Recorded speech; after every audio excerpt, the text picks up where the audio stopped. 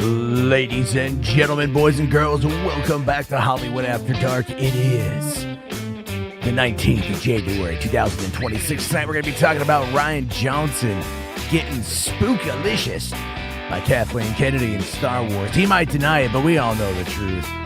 We're going to be talking about Ben Affleck and AI. Is it a tool or has it peaked? We're going to be chit-chatting about how Universal wants to go back to The Rock for the Scorpion King.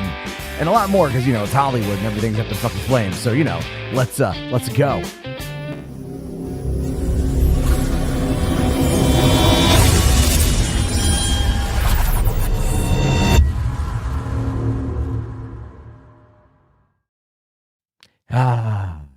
How's it going, everybody? How you doing? Welcome back to the show. It is, of course, it's Monday, I think. I think it's Monday. I don't even know what day it is anymore. My days are just a mix of arguing on the internet and driving relentlessly for my job. But today's my day off, so of course I have time to sit down and talk with all of you fine folks about what's the happy-laps in Hollywood, and of course what's going on and all my hot take opinions on things, because that's why we're here, truly, to hear me talk about the industry. I've been having a little bit of fun recently making some videos for the TikTok and for the YouTubes and everything else. What's really funny is they limit out on YouTube pretty well, right? They do, because I talk for 3 minutes. I give the shorts, I push the shorts to the maximum. You know what I mean? But over there on the TikTok, man, they do pretty well. I called out George R.R. Martin the other day, as I usually do, and some people got real mad at me for calling out George R.R. Martin. They're like, how can you say this about 71-year-old George? He's an old man. Stop bullying an old man. And I'm like, well, then the old man needs to shut the fuck up, and the old man needs to either bring in a ringer to finish his work, or he needs to, stop giving fans hope, right? It's like, this guy fucking lies to people, and yet his fans, or at least, I don't know if I'd say fans, but, people on the internet are like, no, you can't say that about George. You can't say that about George. But my goodness gracious, gosh, folks, it's crazy. There's a new Game of Thrones show. I didn't even know. Every time George R.R. Martin does an interview and I see the headline pop up about Winds of Winter, makes my blood boil, just because I know he's full of shit. You know what I'm saying? So I completely forgot that there was a new Game of Thrones series premiering on HBO. Makes sense. It's January. Usually there's a prestige show in January, but I totally forgot about it. Totally spaced on it. Don't even know if it's any good or not. I might get around to watching it at some point in time, but it's not on my list of things to dive into right now. I'm still balls deep in Avatar Frontiers of Pandora, enjoying the story there. But the box office on Avatar is interesting. It's very interesting. I don't have any article in front of me about that right now, but people are talking about it. I saw it pop up yesterday because, I work Thursday through Sunday. So, peak movie going times is when I'm hitting the roads of Washington, taking people home, taking them where they need to go safely, soundly, confidently, so I miss out on a lot of what's happening. But Avatar pulled in $13.3 million over the course of this weekend. Right. And this is a holiday, by the way. So there's going to be more money today, but probably not that much. It is towards the end of its run. It is definitely not going to hit the $2 billion. That's unfortunate, but is it the end of days for the Avatar franchise? The answer to that is obviously no. Disney is investing a lot of money into an Avatar land at Disneyland. They wouldn't be doing that if they weren't confident on finishing out the franchise. Obviously, James Cameron needs to find ways to reduce the cost, but then again, the cost of the movies is something that people, I think, truly are just having trouble understanding. You know what I mean? Garrick, I see your super chat there. I'll get to that here in just a second. So the thing is, right, we hear about this $400 million budget, right? That $400 million budget is not just for Fire and Ash. Make no fucking mistake. That $500 million budget or $400 million budget is the fact that they shot Fire and Ash and Way of Water back to back, as well as about 1/3 or 1/4 of Avatar 4. So they shot, and remember, James Cameron wanted, by the way, James Cameron wanted Avatar 2, which ultimately is Avatar Way of Water and Fire and Ash back to back, he had a 9.5 hour cut of that movie that he wanted all the visual effects done on, and then he wanted to whittle that down. But he had a 9.5 hour cut. And I do think we will eventually get the 9.5 hour cut. I do think eventually we'll get this massive, sprawling, multi-episodic approach to these movies. And those are going to be ultimately the things there.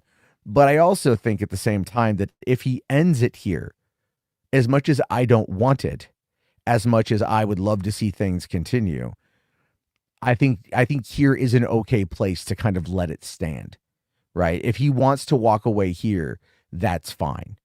Now, do I think he should? No, I think he should definitely do it. I think after I was just bitching about George R.R. Martin making those promises to fans, okay, I think because him and Cameron are roughly around the same age. So I'm like, I understand that kind of, you realize you're walking up on death's door. You got more time behind you than in front of you, sort of thing. I get all of that mindset, all of those theories, everything else. I get it, right? But you also made a promise to people about it. You know, you also made this promise to finish what you started. You know, and I feel like that is something, integrity of character is something we maybe should put more emphasis on. That integrity of who you are and what you say, right?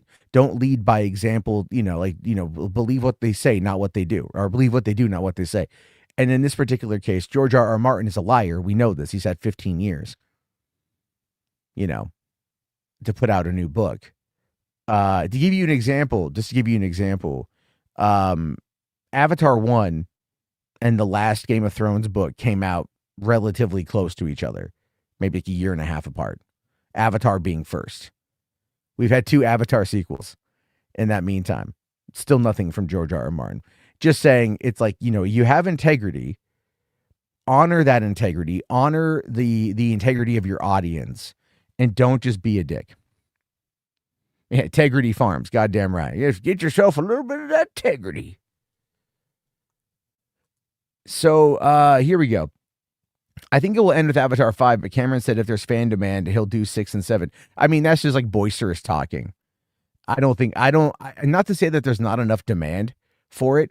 I think there is enough demand for Avatar to kind of go down that pathway. But at some point, franchises need to end.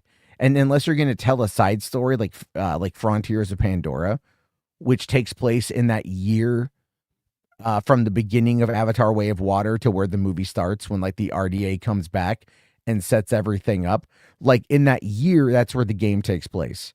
And there's like a couple mentions of Jake Sully, albeit not much, because you're like on the other side of Pandora, more or less. So there's stuff there you got to remember, right? Like there's stuff there you got to remember about all that. And I don't know exactly what they have planned. But I also, when we were talking with Blargan about this last week, and we're chit-chatting about like John Landau, the producer, and him dying, that's a big thing as well. That's going to have a lot going on there. But I do think we need more Avatar.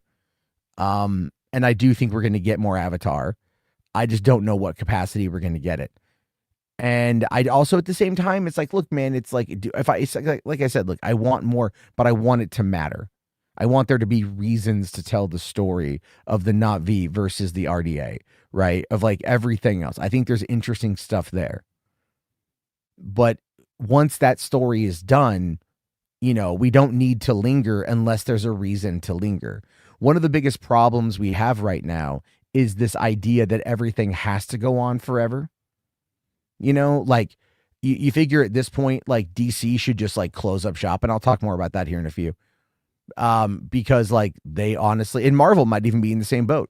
If their biggest movies are stuff like Doomsday and Avengers Infinity War and Endgame, stuff that seems only plausible when you throw everything at the wall, it might be time to realize that these smaller and more intimate stories don't have a place in the market anymore. And as a result of that, things are kind of like, well, they're flailing, but they're flailing for a lot of different reasons. I'll talk more about that here in a quick second. Garrick dropping a $5 super buddy. Thank you for the kickoff of the night. Says here, why do you think it's important to defend and champion the Avatar movies? I think it's important just because it's an artistic vision from one of the most innovative directors we have still working today. And I think that technology has allowed him to get to this point of telling the story the way that he wants to. I do think that he might have I don't want to say overpromised. All right, but I do think that there isn't, I do think he's got like he wants to prove everybody wrong. Because the thing with these movies, above all else, is that every time there's a new Avatar film, right? I mean, for the last movie and in this movie, and even the first movie to an extent, is they have to revalidate that film's existence. Like seriously, like in the general conversation, you'll hear a lot of who wants this, who goes and sees this, the fuck is blue cat people, right? Like all these cynical, nihilistic, just like defeatist, God, like these sycophantic morons for like that just listen to chuds. These are really miserable people, right? Like these people, like anti-AI people, are truly miserable people. Like they're just miserable. And you can tell by looking at what they say online, looking at what they react to, looking at what they respond to, looking at everything they say, what they do, how they act. They are truly miserable people. The thing with the Avatar franchise is it's not high art. It's not high cinema. All right. It's a story effectively about, like man versus nature, man versus man, man versus machine, man versus God in the sense of HWAD. It touches upon environmental tropes, and a lot of things like that, as well as really touching upon a core thing that a lot of people like, which are movies about family. And what gets me about Avatar, and maybe it's one of the reasons why I do champion it as much as I have over the years, and I have, and I make no bones about that, or I don't deny it in any capacity, is that like I feel that people unfairly approach the subject matter from such a non-critical lens and they truly choose to disengage in any meaningful way, right? Or engage in any meaningful way. It's just like, I don't want to think, therefore I'm going to criticize. And it's not to say that there's not valid criticisms for the movies. There absolutely are. If you want my biggest one is, does it need to be in 48 frames per second for the big cinematic, or the big experiences? God, no, that's exhausting. And I never want to watch it again. Right? Like it's exhausting and I never want to watch it in that again. I will one time when I first see the movie, but I was watching it on my phone the other night. Someone like posted the whole thing to Twitter, and I was just checking out a copy of it, and I was watching it for like 15 minutes on my phone while I was on a lunch break. And I'm like, you know what? I can watch it like this and still get a lot of enjoyment out of it. That's my biggest complaint, is for as technologically advanced as it is, it goes too far in that I don't need high frame rate. My dad asked me today, because we're talking about it, and he's like, why don't they just put it in 60 frames a second like video games? And I'm like, because we don't watch cinematic things at 60 frames a second like video games. All right. Like if anything, the people that are going to go see Avatar in 48 HFP, or high frame rate, HFR, sorry. Those are the people who have like motion smoothing on their TVs all the time. It's designed for boomers. And I honestly think that might be the case. I really do feel like that might be the case, that the Avatar franchise is not for the younger crowd. It's for the older crowd. It's not to wow the younger generation that sees fantastical environments all the time. It's for the older generation. I really think so. I think it's a boomer speaking to boomers.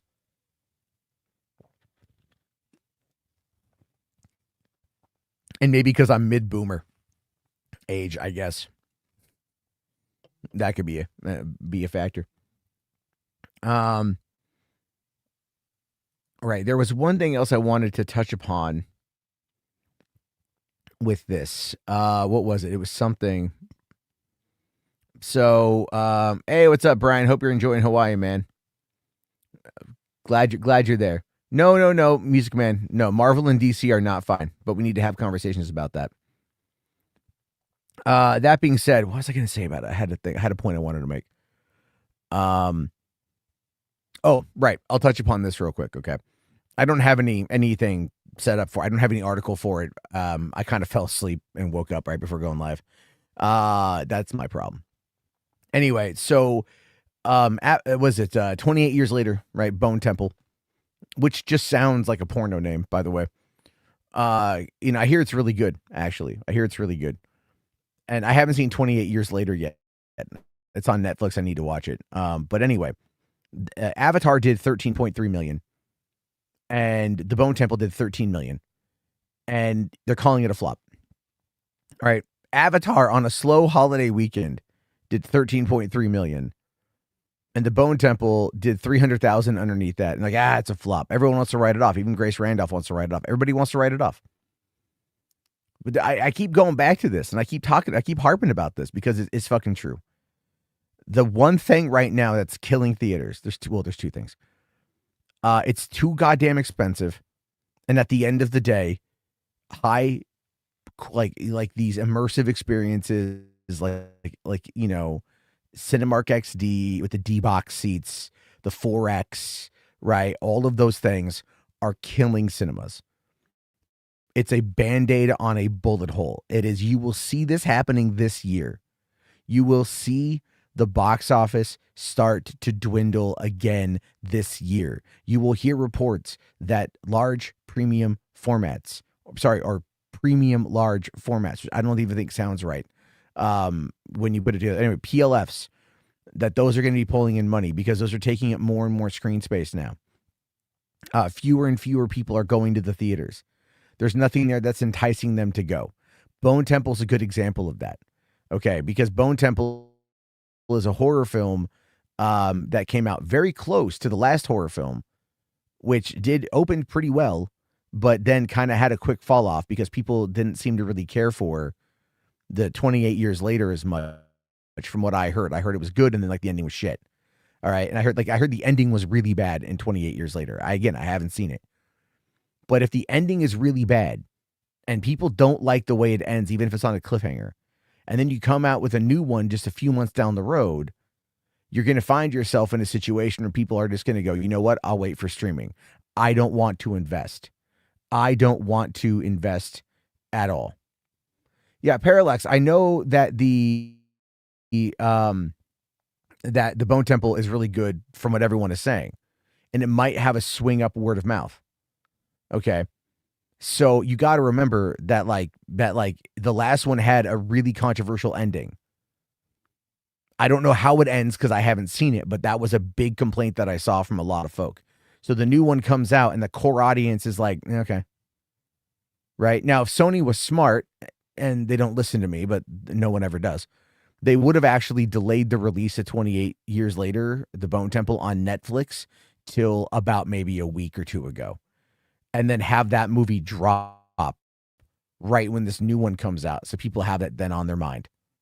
And that goes back to my thought process now, where it actually might be more beneficial to start a movie on streaming and then put it into theaters after the fact, right? Like build up an online hype for people to want to actually go out and see it. And I think that I think you guys might be surprised how many people might actually consider doing that. All right. I mean, even K-pop Demon Hunters, when they put it in theaters, it still made 20 million in its opening weekend. Okay. But if they're already making all these movies for streaming anyway, then they already have the way that they want to work the budget into everything already figured out. Look, I'll just say this. You cannot tell me that in 2025, overall box office results, revenue went up 2%. That's it, 2%. 8.7 billion from 8.5 billion in 2024. That's not bad numbers. Those are a lot bigger than they were 20 years ago. That's true. But you cannot tell me that a 2% revenue increase while overall ticket sales are down. And you cannot tell me that that is a good thing. Economically, it is showing you precisely where the problem lies. The average person, the average family is not going as often as they did. And when they do, they see big budget event films, and largely that's it. And unless there is something that is done, something that is heavily, heavily done to bring back in the average blue-collar, middle-class family, you're fucked as a fucking type of exposition hall. The format is fucked. And it doesn't matter how much I love movies, how much I love cinema, listen to me when I say this. I have experience working in the industry. It's not like I don't have experience being around movie theaters and having gone and been in LA. Do I have top tier experience? No. But do I have fucking lived experience? Dude, 1,000,000,000 fucking percent. I'm telling you guys, you start pricing out the middle class, which they are doing. The average ticket price went up in 2025. Therefore, ticket sales went down in 2025. Premium format went up. They made $1.28 billion in IMAX, their biggest year ever. Gee, I wonder why. I saw Superman in IMAX. It was barely like watching, nothing about that was IMAX worthy for me. Now, granted, it could have been the IMAX I saw in it. Okay, I went to a completely different theater, to go see Cinemark XD for Avatar because I figured it would be, because I knew it was a better overall experience. But these movies now that are filmed for IMAX or filmed with IMAX, right? Even Sinners in IMAX, not the greatest. It had, like, the scenes people talk about are the scenes with the driving in the car in the fields, and that looked great. But at the end of that movie, when the fucking aperture opened up and you see, like, and they're in the barn getting ready for that fight, and then, like, it's just more darkness because of the way they lit those scenes and shot those scenes. Like, they look good, but they're not as full of dynamic light as they could be. And therefore, it still, like, looks good. But again, it's still limited by what they did when they made it. Brian here says $3 billion was mostly done by Disney for 2025 and had previous records in the past too. Oh, yeah. I was wondering how much IMAX and AMC theaters made in 2025. Last I read, effing ton of money for the number of film releases that came out. I mean, the, IMAX has done well, but there's still only so many few screens.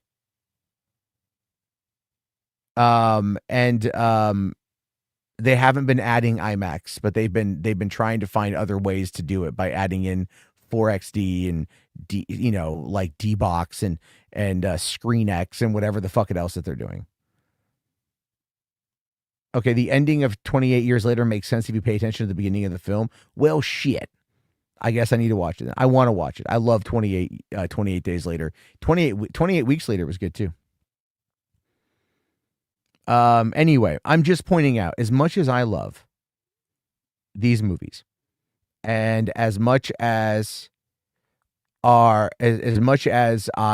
love going to the theater, because it is like, my church, my cathedral, if you will, there is no denying where things are. There's no denying where things stand. There's no denying the increased cost. And even people I've talked to have been like, the movie quality has been bad. Even though I don't think technically the movie qualities have really been that different from what we had when we were younger. All right. I do think personally, I think it takes time for people to like some movies to find an audience. Not everything finds one day one. And now we live in this commodification world. I mean, movies were always a commodity, but now it's even more so. Like the IP is a commodity. So if you don't get that commodification right off the fucking bat, if you don't fucking land it right off the fucking bat, then your value is shit. And I hate that. I really do fucking hate that.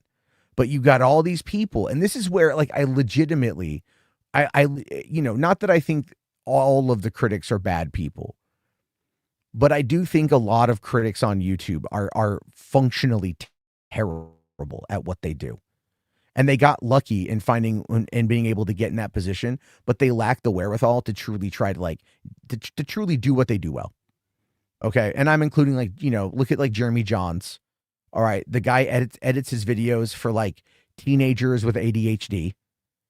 His commentary is like, meant to be somewhat satirical, but the older he gets, the more it just comes across as like bad. Even look at someone like Doug Walker. Doug Walker, same thing, caught in the same nonsense, right? These are people, I'm not even lying to you guys when I say this. These are people that have now just, like, mainstream critics hate fucking movies. You have to understand, these guys hate movies. They can tell you they love them, but look at what they say about them, right? Look at what they say about them. Instead of choosing to watch, like, maybe what they think they might like, and they try to cover everything. Like, I won't cover everything. Like, I'm not going to sit there. If I don't want to see it, I'm not going to talk about it. But And I want to see pretty much everything, so keep that in mind as well. But I do think a lot of these particular critics, I think Grace Randolph hates movies. I do. I really do. I think she needs to have whatever take she has in order to maintain whatever relevance she has. All right. The Fandom Menace, they absolutely fucking hate movies because they primed their audience to also hate movies. Therefore, it's a self-fulfilling prophecy. Those guys go into a movie looking for things to hate. And then therefore that cancer, because that's what it is absolutely a fucking cancer. And they have primed their audience to do the exact same thing. You know what I mean? Like, that's a big part of it. It's like people like Movie Perp. He loves movies. Good, bad, or the other, man. He just goes in for the experience. He wants to see what people are trying to say. I'm very similar on that front.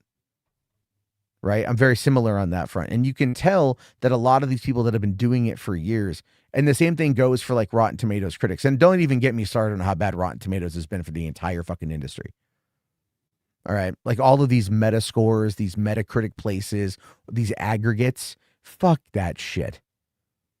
Like, fuck that shit. If your opinion on a movie is predicated on what some arbitrary fucking score says, like, I think you're kind of dumb. I'm not saying don't use it as a piece of information, because you can obviously use it as a piece of information, but don't use it as like either like, an argument or like a defense. So yeah, nobody hates Star Wars more than its own fan base. I don't even think that's absolutely true. I think a lot of Star Wars people love Star Wars, but I think they don't know where Star Wars is going, and that's been kind of causing a confusion. The lack of an overall plan, a cohesive end narrative, I think has been kind of a problem, right? And so it's post sequel trilogy. Because when you have a trilogy and you establish who the heroes and the villains are, you know that the trilogy ends with the villains getting like wasted, right? Like, that's how it ends. But when you are like, just kind of like, oh, let's have some shows and let's do this and let's do that, right? Like the biggest problem I would argue with Star Wars right now is they've introduced Thrawn, which is cool if you know who he is. All right. And if you watched Star Wars Rebels, you would know who he is. If you read the books from Timothy Zahn back in the 90s, you would know who he is. Okay. Like diehard EU fans love Thrawn. That's like their GoDaddy. Okay. Right. And so that's cool. But at the same time, the people who grew up with just the movies have no fucking idea who he is. And the people who never watched the Clone Wars or the Rebels don't know who the fuck he is. And now they've got to do a lot to try to push that into the mainstream. All right. Like having, let's say, Mandalorian post Return of the Jedi, having Han, a Luke, a Leia, a Lando, a Chewie, C-3PO, R2-D2, what the fuck ever, right? Having those characters appear would have done a lot more for the fan base, because that's something for them to hold on to. Yeah, it's a member berries thing, but it's that whole idea. And this is where I think J.J. Abrams and Lawrence Kasdan and everybody over there fucked up hard. Like when Mark Hamill's like, well, let's get everybody together at least for one scene. And then he's like, no, it's not their story anymore. And like, no, the fuck it isn't. I mean, it is still, to an extent, their story. It's still their world. The people want that shit. I'm not saying you have to rely on member berries constantly, okay? But you can have a callback or two, and that's perfectly fucking fine. In many ways, it's even preferred, or it's expected, because callbacks kind of happen naturally, all right? Like, kind of happen naturally. It's just part of it, right? Subconsciously, we'll add them in there. See, well, Music Man here says it right. Like, I don't hate Star Wars. I just don't know where it's going. And that's kind of the point, is you have to know where things are going. That's why you bring in a new big bad like the Yuuzhan Vaughn. Well, yes, I'm not saying like don't, but I mean, starting him in animation and then moving him into television. Great job, by the way, of keeping the same actor. That's great. Bringing him into television. And then are we going to get that tied into the Mandalorian and Grogu movie, right? I mean, I think that's going to set the tone. But then again, they just said last week that, with Dave Filoni coming to take over, that they are, what's the word I want to use here? That his Mandoverse movie is on hold, Well, I think it's on hold to see how Mandalorian Grogu does and to see where they want to take it from there. So anyway, I'm kind of all over the place here. I will fully fucking admit, but the way that I look at it is when it comes to like a lot of these people, right, who talk about movies on the internet, I think there's a lack of passion.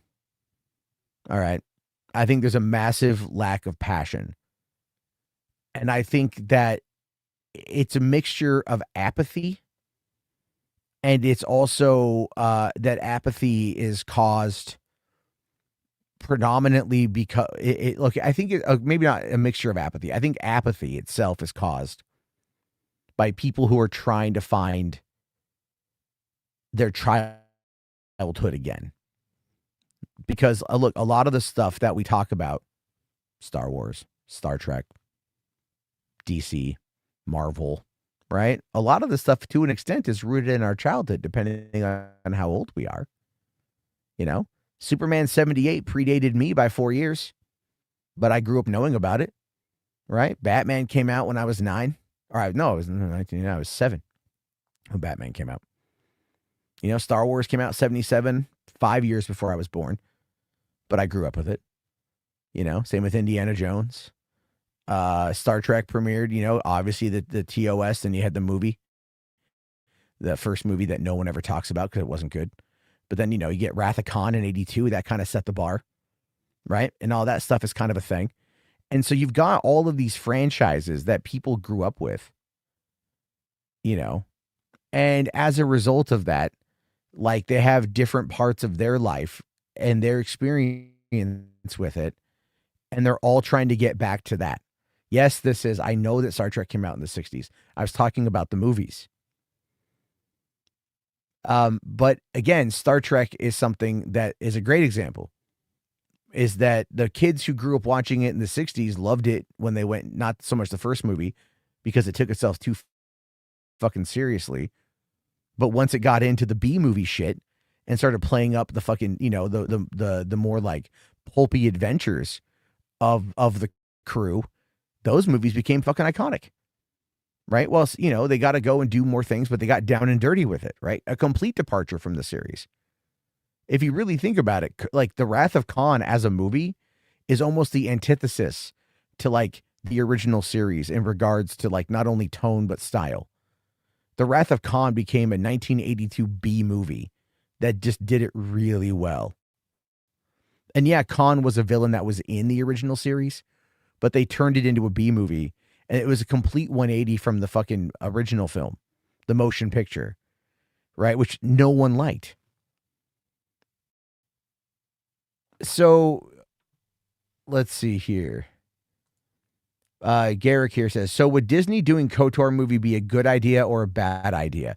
Doing a KOTOR movie, here it is coming up on 25 years since the release of KOTOR, I think would be fine.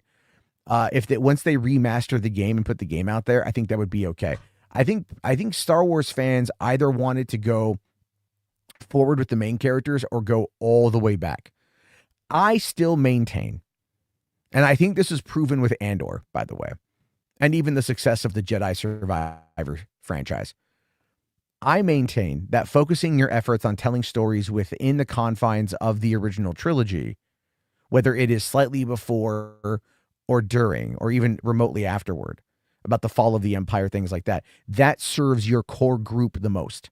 Okay? That serves your core fan base on almost all fronts.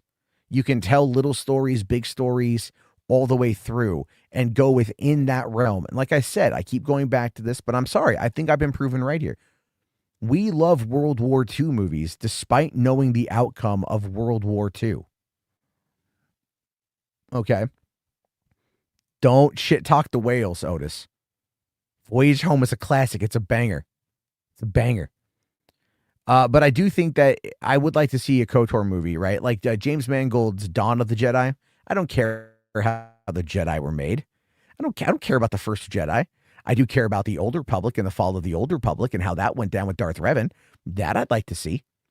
All right? Like the same thing with Thrawn. Thrawn's a badass villain for people who love the EU. Revan's a badass villain for people who like the video games. You can do it all, but you have to just find a way to do it right. I haven't seen season 2 or season 3 of Visions, but even though I'm not an anime fan, I will fully admit season 1 was great. Audience have Stormtrooper and Imperial Officer fatigue. That's a fucking lie, dude. That's Cope hard. No, it's not. No, they don't. No, they don't. Rational. They don't. They don't, man. Are you fucking kidding me? Dude, come on. That's such a Cope take. If that was the case, Vader wouldn't be popular. If that was the case, Disney wouldn't be integrating them back into fucking Galaxy's Edge by having Han, Luke, Leia, fucking Chewie, fucking Vader. They're going to have stormtroopers walking around. They do not have the fatigue. That is a lie, and I think deep down you truly know it. Because there's what's the alternative to that? The First Order with their stormtroopers and their fucking Imperial officers. I mean, come on, it was the same exact fucking thing. They don't have the fatigue of the characters, provided they be in the right fucking in the right set. In the right setting. One of the coolest things, man, about fucking Jedi Survivor, Fallen Order and Jedi Survivor is running out there and just fucking taking on stormtroopers and shit, deflecting fucking blaster shots right back at them, force pushing them off of cliffs and shit, force throwing them in the walls and shit. Like, that was all fucking fun. Okay, so no, you're completely wrong about the Imperial side of that. It doesn't matter. Go back and look at Andor. Again, Andor had fucking Imperial troops everywhere. They were a menace. They were a threat. The Imperial officers from the ISB, they were a menace. They were a threat. They were actually stuff like you would actually be afraid of these characters and shit. Like, they were compelling to watch because it's about the characterization of them. It doesn't necessarily matter where in the original trilogy it's set, provided it's still in the original trilogy. I am 1,000,000,000% correct on that one. 1,000,000,000% correct. All right. And I guarantee you, if people went and looked at, like, if they did the Clone Troopers again in live action, people would lose their shit. Because you have people who grew up with the Clone Troopers from the original, from the prequels, that love all that stuff. You know what I mean? And they would lose their shit over that. Dude, fucking Bad Batch was great. Clone Wars was great. The way that they were able to make the individual, D. Bradley Baker being able to bring individual personalities to the clones, despite sounding very similar, was amazing. So, you know, Vader was a Sith. People like that more than Stormtroopers and Imperials. Okay, yeah, dude, what are you, like 21 years old? Shut the fuck up. You get a second episode of episode 3 of the short. Is that the one with the Ninth Jedi? Because that was a good one. Do I think that the NGO movie will ever happen? The New Jedi Order? No, I don't think it's going to happen. I don't think it's going to happen at all. Star Trek, dude. Oh my god, fucking Jesus Christ. Theatrically speaking, Star Trek has been borked for years. Okay, and everything they've done now isn't that all part of the same timeline, right? So Star Trek expanded and moved on past the Kirk timeline. Where is Star Trek? Let's see here. 2016 was when they did Star Trek Beyond. So it's been almost 10 years, 9.5 years since the release of the last Star Trek movie. In the meantime, we had Star Trek Discovery, which lasted a few seasons, but was largely panned by a lot of people. You had Star Trek Picard, first 2 seasons, fucking hated. Season 3 was a callback to TNG, which was awesome from what I heard. And then people liked it then. You had Lower Decks, which is more or less a complete departure from anything involving Star Trek with Rick and Morty humor. That lasted 5 seasons. People seem to like that. Star Trek Strange New Worlds apparently has done pretty good. Then you've got Starfleet Academy, which is like already being panned left and right. Explain to me moving away from the Kirk timeline, but keeping it still very much in line with the fucking TNG timeline is anything different than what Dave Filoni is doing by going back to the Clone Wars constantly. They haven't really moved that far away from the timeline. Everything has largely been around the TNG timeline since the late 1980s. And you're talking about the reboots of the films. Yeah, it's been 10 years since the last one. So no, Star Trek. I don't think Star Trek needs to go back to Captain Kirk, but will they go back to Captain Kirk? Yes, they will, because they need to reset the bar. And Alex Kurtzman needs to get the fuck out of there. Starfleet Academy is a live-action Lower Decks. Is that a good thing? They should have a drunk stormtrooper with perfect aim. That would be funny. See, I love this parallax here. Again, you're telling me that I'm coping. and you're saying that it's been drained to death. It hasn't been drained to death, though. That's kind of the point. That's like saying, yeah, never do a World War II movie again. It's been drained to death. I'm telling you, like you quite literally in this moment don't know what the fuck you're talking about, right? Like you don't, like you just don't. I'm just being legit. Like you have no idea what you're talking about, right? Like it's like you thinking that like Mikey Madison's attractive. You just don't know what you're talking about. Will Captain Kirk carry the flame? I mean, to a new generation, I don't know. This is the thing with Star Trek. If you want my honest opinion, I'll be fair here. I think Star Trek needs to die. I do. I think Star Trek needs to die for a solid 20 years until people have moved past it. And those who grew up with it are dead. So they don't, so then it's like you can have something totally new, a totally new take on it, right? But at the same time, you're also moving further and further away from what Gene Roddenberry had originally envisioned. And so, and Roddenberry was very, very woke by today's terms. And what's really funny is the hardcore conservatives that love Star Trek never seem to get any of that, which is funny that they're now having that realization. Kirk is in Strange New Worlds. Okay, well, that went on to the same timeline, but that ties in also with, wasn't that with the Discovery as well or something? Like it was all around that time, wasn't it? I don't even know. I might be off on that one. I tried watching Picard. I couldn't get into it. I hear, again, people tell me skip season 1 and 2, go right to season 3, get the TNG shit.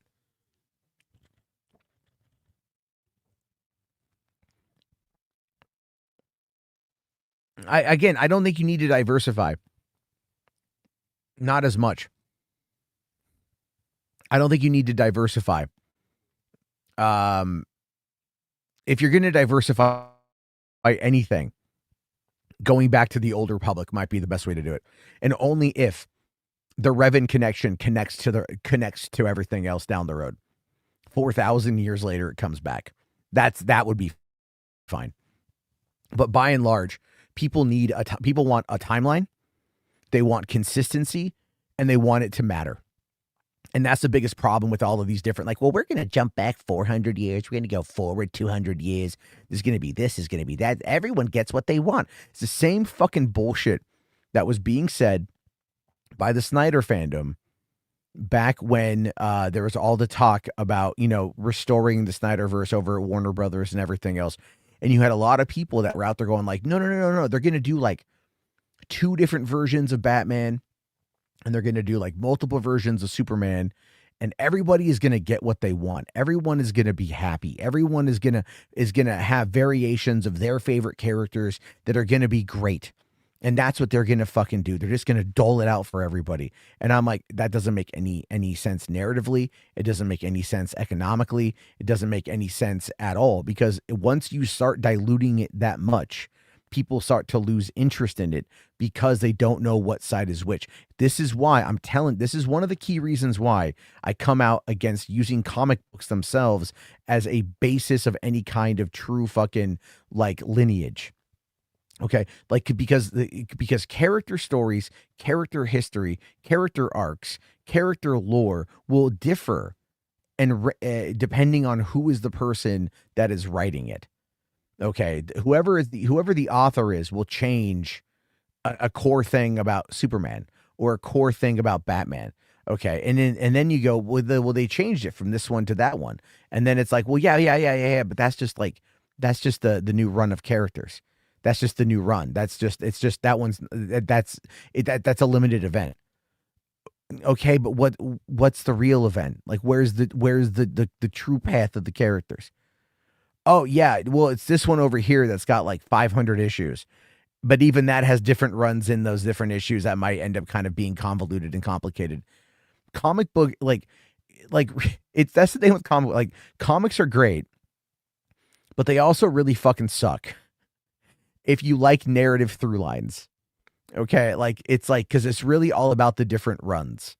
And that's the biggest problem with comic books, right? They've written themselves into so many corners. So then they just end the run, right? And then people get into that run like, oh, I love that version of this character. Yeah, well, they're dead and they're not coming back again. You got to deal with this other new version of this fucking character. Sure, there's their core thesis of those characters, but they still alter those depending on the runs. You know what I mean? Like Like, oh, in this issue, Wolverine isn't just like 5'2". He's really like 6'5", and he looks more like Hugh Jackman, but we're going to place him in the same universe as everybody else. It's so dumb. It's so fucking dumb. Yeah, and this is why, and this is why, Peach, why manga is dominating the comic books.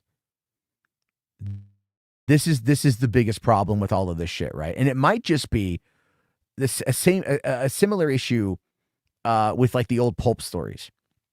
Okay, so like back in the 1930s, when pulps were at their highest, right? Like during the Depression and everything else, these authors were tasked with writing stories super fast, and I mean like super fast, right? They'd have to write like, 1 million words a year sort of thing, like just so much they'd have to work on every day, morning, noon, and night, type till their fucking fingers bled sort of thing.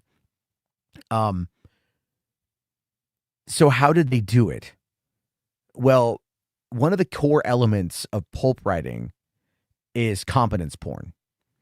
And so competence porn means your characters are really fucking good at most everything.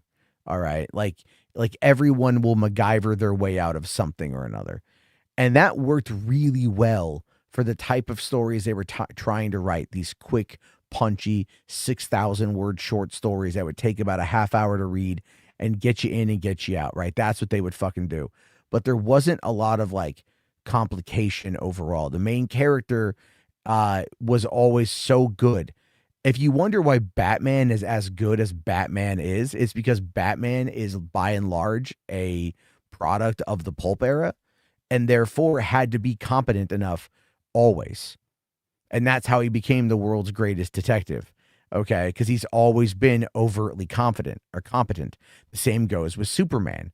All right. So these characters are based out of a time when they didn't have the ability to tell long, nuanced stories with these characters and really kind of like get them to have character flaws and things that were, were pros and cons of the character and living in these fleshed out worlds. And then now there's been so much other stuff that has more or less poisoned the well for the character that they just don't have a core idea for who the character is anymore. Yeah, there's these ideas, these arbitrary ideas that they hold on to, but by and large, even those are still tossed out whenever it's suitable for the fucking story.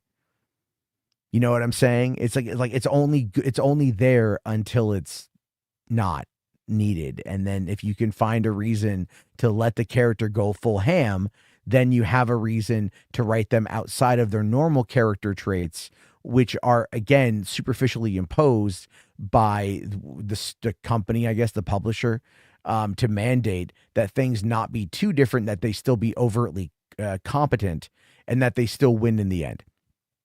Okay, so it's the idea there of serialization and how a lot of these characters are created for the sole purpose of never really truly experiencing defeat. Now, it happens sometimes in comics, okay, and there's big ones, like remember Death of Superman? That was pretty fucking big, all right?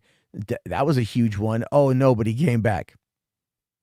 You know what I mean? Like that, like you could have these moments, but there's no finality in comic books, right? At least with manga, it's a straight story, so there is finality. It will eventually get to the end, unless you're fucking One Piece, but it will eventually get to the end, and you have your continuity, you have your character arcs, you have your story arcs, your story beats, your hills, your valleys, everything in between, narratively speaking, and then it's done.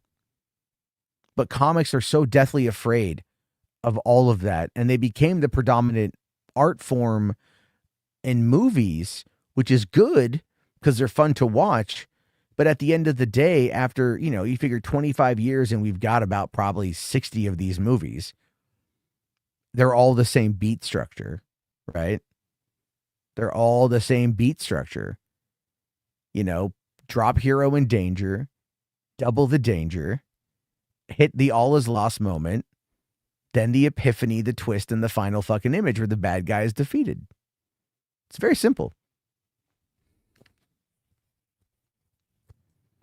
So I'm just telling you, it's like that's kind of my whole argument here is not that manga is inherently better. Okay, Barry Allen was dead in the 80s and came back in the 2010s. Where's the finality in him returning 30 years later? You just destroyed your own argument. Stop it. Stop doing that. You're not making yourself seem smarter. You're only proving my point greater. Thank you for coming to my TED Talk. American comics are filled with filler stories. Yeah, they are. They very much are. Yeah. Comics just need to go and do what manga's doing and have a straight line story.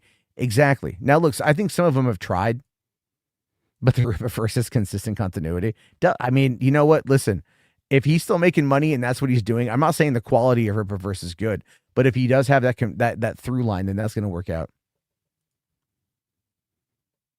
Comics were booming because of the absolute universe. Yeah, they were doing well, a couple 100,000 sales per. That's not bad. That's not bad. Comics are still declining overall. Manga beats it out, fucking insane numbers all the time. You know, but again, the absolute stuff is eventually going to come to an end. And then where's it going to go? You know, you can only have Batman hulking around so long, taking off the bat symbol on his chest and attaching it to an axe handle. You know, it's cool. I tried reading Absolute Superman and I got bored in the first 2 pages. It was so wordy. The original Captain Marvel never came back to life. Yeah, but wasn't that also something to do with Marvel itself? So, you know, this is, goddamn, this is Exo Squad, a 1993 Saturday morning cartoon, had the good guys fail miserably all at the end of the first season. Well, there you go. Give them a reason to come back. Okay. Now that I've thoroughly angered everybody with my hot takes on theaters and comic books.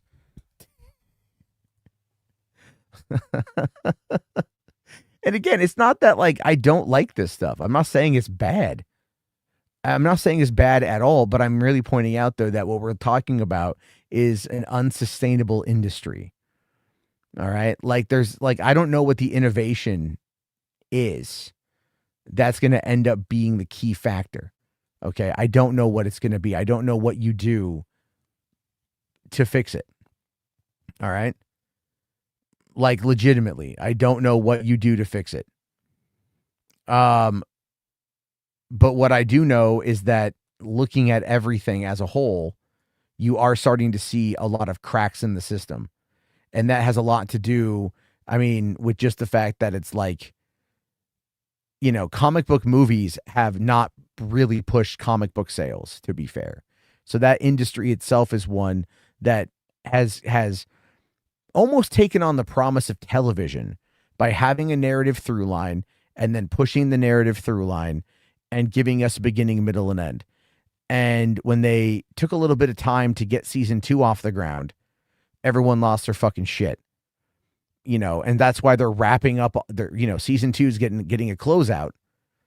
Season 2, by the way, is leading into Secret Wars. The first phases, 1, 2, and 3, the Infinity Saga, 21 movies, by the way. How many episodes are there normally in a TV series, on a drama series on network television? About 21, 22 episodes. Kind of weird that it took 21 movies to get, to all that, right? I'm just saying, just kind of weird. It took about 21 movies to get to the end game, right? Almost like maybe they were thinking about that through the lens of television, producer-led television drama, right? Where you have different stories contained within the season, but you have plot points that move everything forward and that they have your stingers and everything else. Oh, yeah. It's almost like they were thinking about it from that perspective and then moved away from that because of the addition of Disney Plus. So, shouldn't that be the season 4, phase 4? Phase 4 would be season 2, phase 1, part 1. If you think about it, the phases are just kind of different parts, but they kind of fucked it up. Interesting. It's quite interesting because when people go to concerts, vinyls and physical media go up, but things like books and comic books doesn't, through adaptations from film to TV, or people don't care. Well, when you go to so it's kind of like talking about musicians versus comics, for example. All right.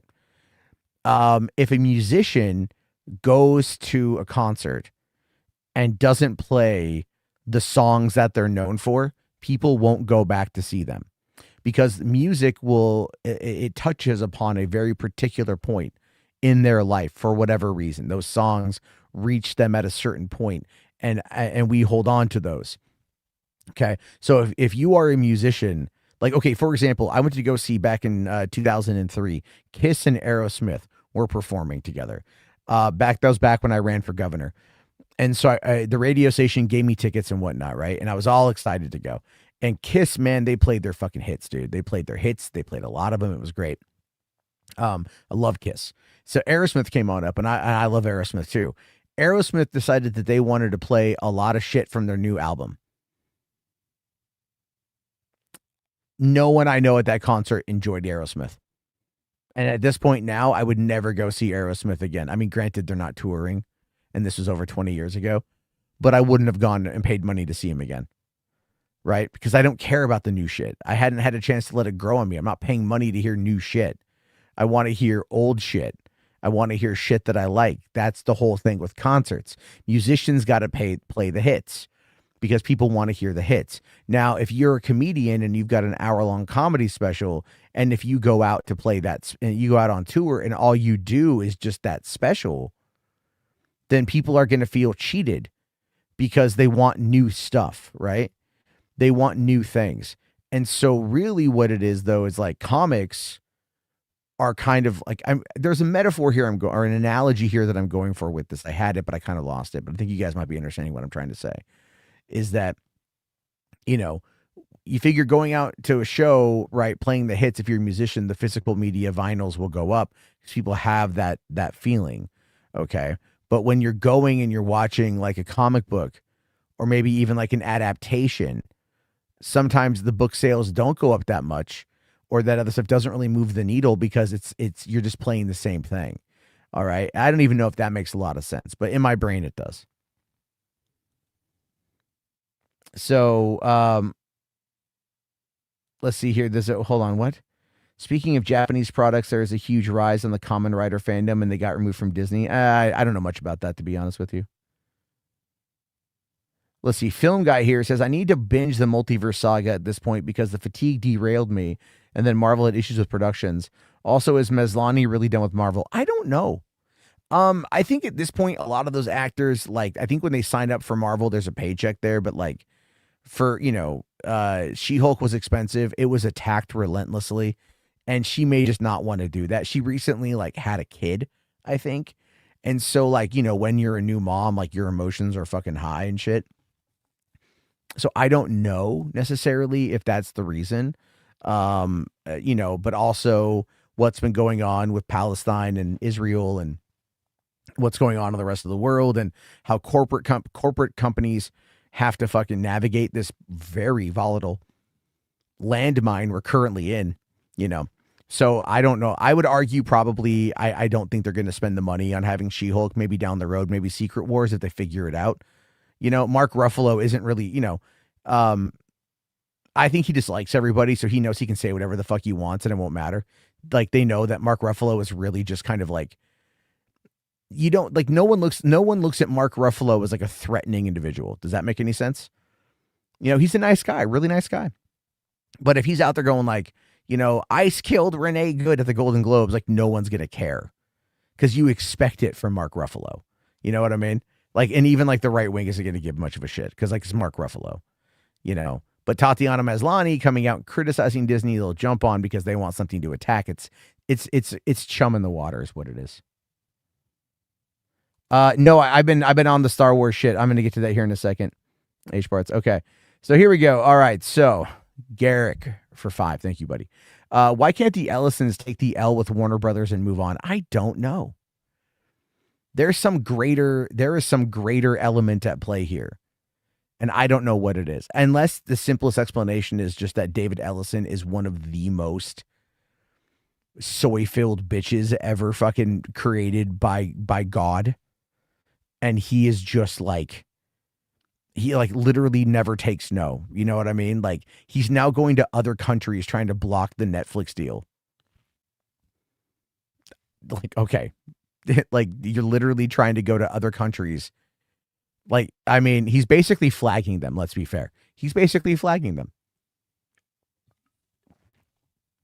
I don't know what's going on with that. I have no idea. Okay. At the end of the day, what did you think of Kathleen Kennedy's tenure at Lucasfilm Head and her stewardship of Star Wars and Indiana Jones?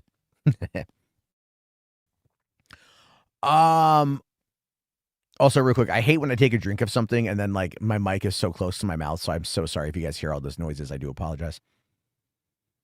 That being said, I think Kathy did an okay job. I think she was caught in a situation that was in many ways out of her control. And that situation is Bob Iger. So Iger, has put himself at the head of not only like Disney as a whole, but also very much their movie division. Never mind having people in charge of those divisions to make those choices and to guide the properties projects over the finish line and to make them profitable. Iger was always very hands-on. Okay. Like, remember that Tom Holland, like, drunk called Bob Iger about the Spider-Man deal, even though, Kevin Feige and the people over Tony Vincent-Quera over at, and I think Tom Rothman over at Sony were the ones at that point in time. Right. But Tom Holland went up to the guy in charge because he knew that Iger is the one who calls the shots. So I think when we talk about Kathleen Kennedy's time at the head of Lucasfilm, we have to also look at it through the lens that she really wasn't in control. She was there to oversee the day-to-day, which ultimately is not really what I think she was best suited for, being a producer. I think she had the trust of George to try to protect it from Disney more so than being the steward of the properties. And what I mean by that is when you think about Lucasfilm being absorbed into Disney in 2010, 2012, and then she comes in and takes over. Now you're like, okay, great. You've got movies that have been announced. We're doing a new movie in 3 years.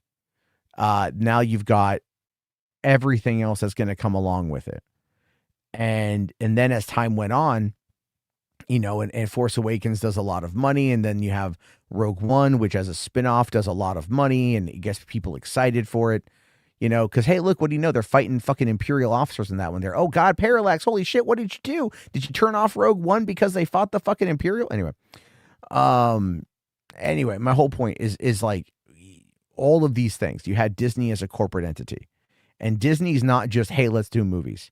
Disney's like, hey, we need to 4-quadrant everything. We need to interject this literally into everything. So Kathy had to navigate all of that business side of it, which might have been above her pay grade, to be fair. And her job was to, get these projects over the finish line. But not only that, but then also like handle the publishing arm of it too, by trying to build out the new books, the new canon, right? They canceled the EU. They brought in a new canon. That canon is a flat timeline, so giving us stories contained within. They did the High Republic Publishing Initiative, which, you don't hear much out of. I think was it The Acolyte was set during that time period. And that show was one that, did not do very well. And they also never gave it time as a new piece of the puzzle to get to get a fan base, right? It's this whole, get it done now or watch it die quick sort of thing, right? That whole idea of not letting anything build and build and build and build and build. It was already decided before the show came out that it was bad. And then people just jumped at it, and it's hard to compete with the YouTube space that bombards constantly with negativity, right? One of the things with The Mandalorian that worked out was everyone loved Baby Yoda right off the bat. And they loved The Mandalorian right off the bat. And it had that vibe and it had that feel and it had that style, right? There was that certain thing about it that worked, that je ne sais quoi. And so the fandom menace couldn't really do much to it until Gina Carano showed up in episode 4. And then they called it woke because she beat him in a fight. And then they all championed her years later when she was on their side at that point. My whole point, though, is that it's just she was navigating everything. And I don't think they expected the backlash to The Last Jedi. I don't think they expected that backlash. I truly think that they were thinking this was going to be another movie that's going to do well. And I think had Carrie Fisher not died and we didn't have that on our mind while watching the movie, while watching her character die in an explosion, and then somehow being able to like force pull herself back to the fucking ship in the weirdest Carrie Poppins sort of way I've ever seen in my entire life. You know, it was so bad. It was so bad. Narratively speaking, you know, everything, right? It was just bad.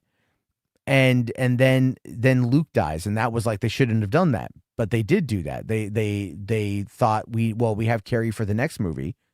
No, you don't. She's fucking dead. So now JJ probably had made a comment, well, we can go back and take some of the old footage and we can make it work, you know, and we'll do that rather than putting his foot down and saying like, you cannot kill Luke Skywalker. The fuck is wrong with you? Right? Like we have to figure out a way to make this work. And so they had I think there was some internal problems there. And then of course you have COVID, and then you've got the writer's strike and a lot of things that have happened in between them. But the biggest one, I think, I missed a spot here, was go back to post The Last Jedi with Solo. I think The Last Jedi caused Star Wars fatigue with people. I really do. I think 6 months later, kind of similar to 28 years later, and then the Bone Temple coming out 6 months later, which is where you've got a controversial ending for 28 years later. And then the Bone Temple doesn't do anywhere near as much. I think people are just, I'll just wait, because I'll tell you this. I saw Solo opening weekend. I fucking loved it. Talked about how much I loved it. And then a bunch of my friends were like, I don't want to go see it. I don't want to go see it. I'm not going to go watch it. I don't care. So then by the end of the year, by the end of 2018, Solo pops up on Netflix. And then I get a bunch of messages from friends of mine like, dude, I just watched Solo. I'm like, oh, what'd you think? Oh, bro, it's fucking great. Yeah, I told you. Yeah, no, I wish I would have seen it in theaters. Right? So Solo, its fallout was a byproduct of what happened with The Last Jedi. The poor foresight with that was very much what caused Solo to get hurt. And as a result of that, Bob Iger, you know, said, well, we're going to put the movies on hold. That was 6 fucking years ago, guys. 6 years ago, they decided to put the movies on hold. Right? 6 fucking years ago. Think about that. How many Marvel movies have come and gone in 6 fucking years that haven't even remotely come close to cracking $1 billion, but they keep putting them out there. But we only got we haven't got any Star Wars movies in over 6 years now. That's my whole point, is like, it is, you can blame Kathy for a lot, but not everything. And you have to look at the leadership above her. And that goes back to Bob Ass Iger. So, you know, it is that. All right. Thank you, H. Barts, for this. With Dwayne supposedly looking to be in the new Scorpion King film and the new Mummy film, will he make it about himself? I mean, well, if Universal is going to him, okay, and I just want to kind of bring that up here. This is what we've got. And this is coming in from Daniel RP Nutsack, so I have no idea if it's true or not. But it says here, Universal reportedly wants Dwayne Johnson to return for a new Scorpion King movie. They also want him to appear in the Mummy movie. Now, listen, the Scorpion King, as far as a movie goes, is great.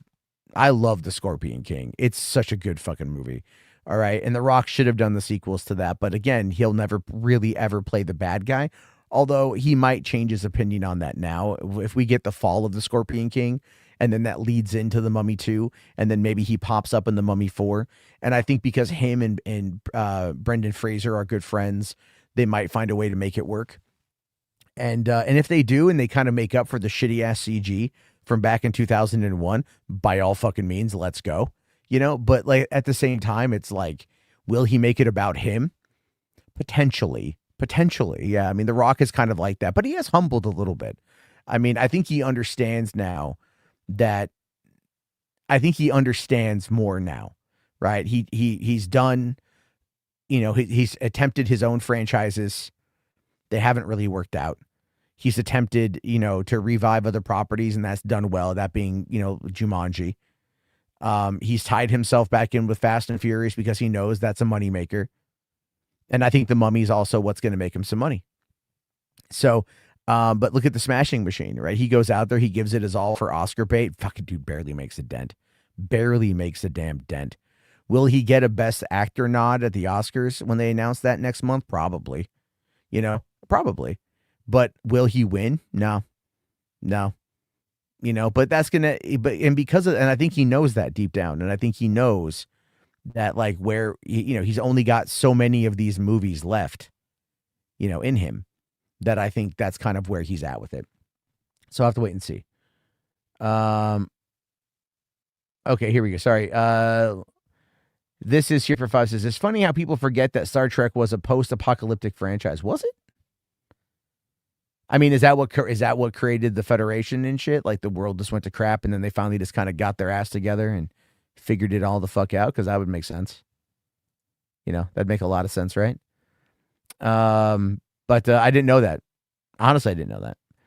The command here says, I wonder how normies will react to the rabbit hole that is 40K. It reads more like a history, mythology, Bible than one cohesive story that could go either way.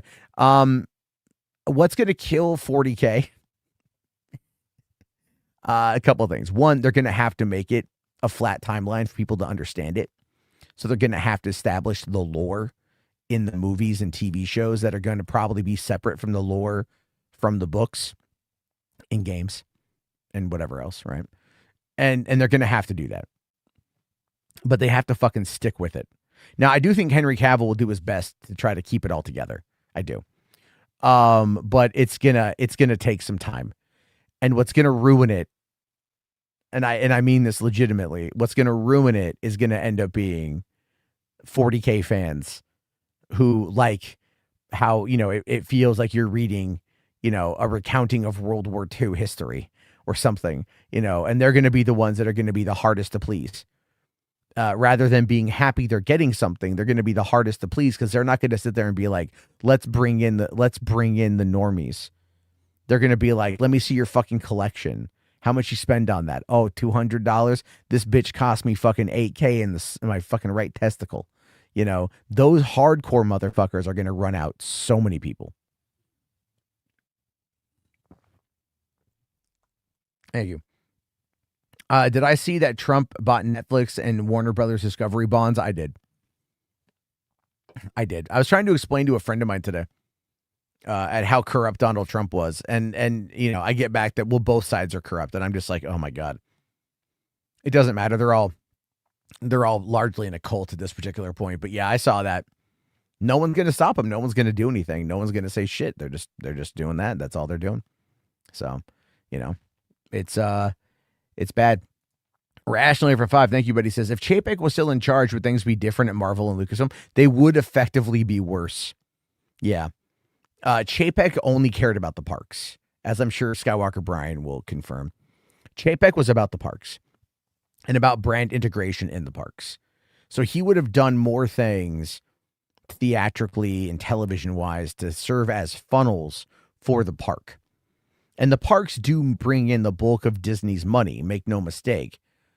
But much like movie theaters, they are now pricing out, and they have priced out the lower and middle class quite a bit.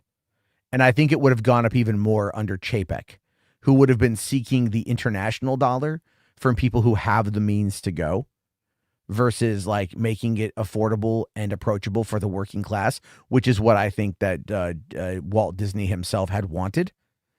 And I think Walt Disney himself would absolutely fucking hate the direction that the park has gone and how it's all about shareholders and how it's all about the bottom line, rather than trying to create an experience for any and all. And we've really moved away from that. You can have capitalism without squeezing out everybody, but they don't care about that because the shareholders just want to get their fucking money. Command Unit here says, thank you, says, I actually think Mandalorian season 2 having very final style ending was what damaged hype for the third season, that they had to scramble with Grogu. Well, no, I don't think the final ending of that was really that. I mean, I see what you're talking about with Grogu going off with Luke to be trained. I think it was meant to be like a break in the timeline so they could focus on Boba Fett, but then they got cold feet and they were doing Mandalorian season 3 and they needed to find a way to bring back Mando and Grogu, and that was a big problem. I see what you mean, and I don't want to say that I inherently disagree with it. But I also feel like they maybe just like they were afraid of how they were afraid of keeping them apart for too long. Cause like it doesn't really tell you that it was a year and a half that Grogu was with Luke before he chose to go back with Mando. And I'll tell you this, I don't even think Grogu would have gone back with Mando. I don't think so. I know he wanted his dad and shit, but I don't think he would have done it. You know, I think Luke giving him a choice is kind of dumb, you know, because like whatever, but I mean, they needed to have it happen, and I get it. It made sense for that shit.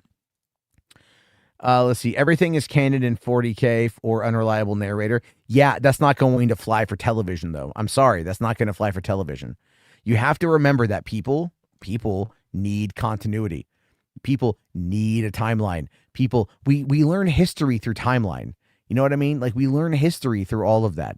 We can tell you what happened in the War of 1912 because it happened in 1912, and we can research it, and we know the same facts, and we know the same stories, and we know the same information. All right, we know because it was a timeline that was established. So if everything is an unreliable narrator, then nothing is factual, and nothing can be taken as whole, and everything has to be taken as sand. And that is something that ends up being like really problematic for your general viewer base who's trying to get into it. So it's a bad idea, narratively speaking, to do that. And that's what I keep going back to. People want stuff they can hold on to. They want touch points that they can hold on to that help them better understand the scenarios, better understand the world, and better understand the timeline. And if you fuck around with that too much and you start making too many changes in the show and whatever, and your product, people are going to lose interest. And I think that's kind of what's happening here. Okay. Thank you. Let's see. PCR says Chapek would make the brands worse with over amount movies and shows. I don't think he would have done the movies and shows. He would have made them funnel into the parks, but they would have had to have been like, you know, like you would have had to have like, they would go to maybe, I don't know, fucking Coruscant in Star Wars, and you would see a ride that was all like, you know, like Soarin' over Tatooine or some shit like that, you know, and then they would have a tie-in in California Adventure for that. You know what I mean? Let's see, 40K has a detailed timeline. It just changes a lot. Yeah, but okay, again, for the sake of the show or the movies or anything in that interconnected universe they're building at Amazon, you cannot have a timeline that changes a lot. That's what I'm trying to say. If the original 40K timeline does that shit, I personally have zero interest in it. Personally, I have zero interest in it. Because if I'm like, well, what does that even mean? What happened with this thing? Oh, well, in this timeline, it means this. And that timeline, it means that. But that timeline over there, it's all hand jobs.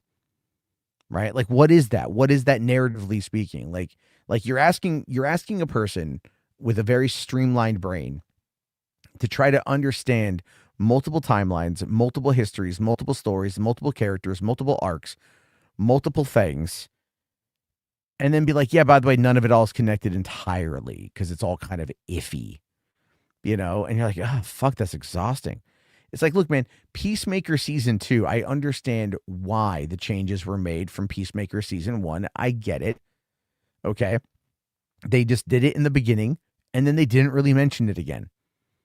Okay. Now, you know that stuff changed, but that's also that.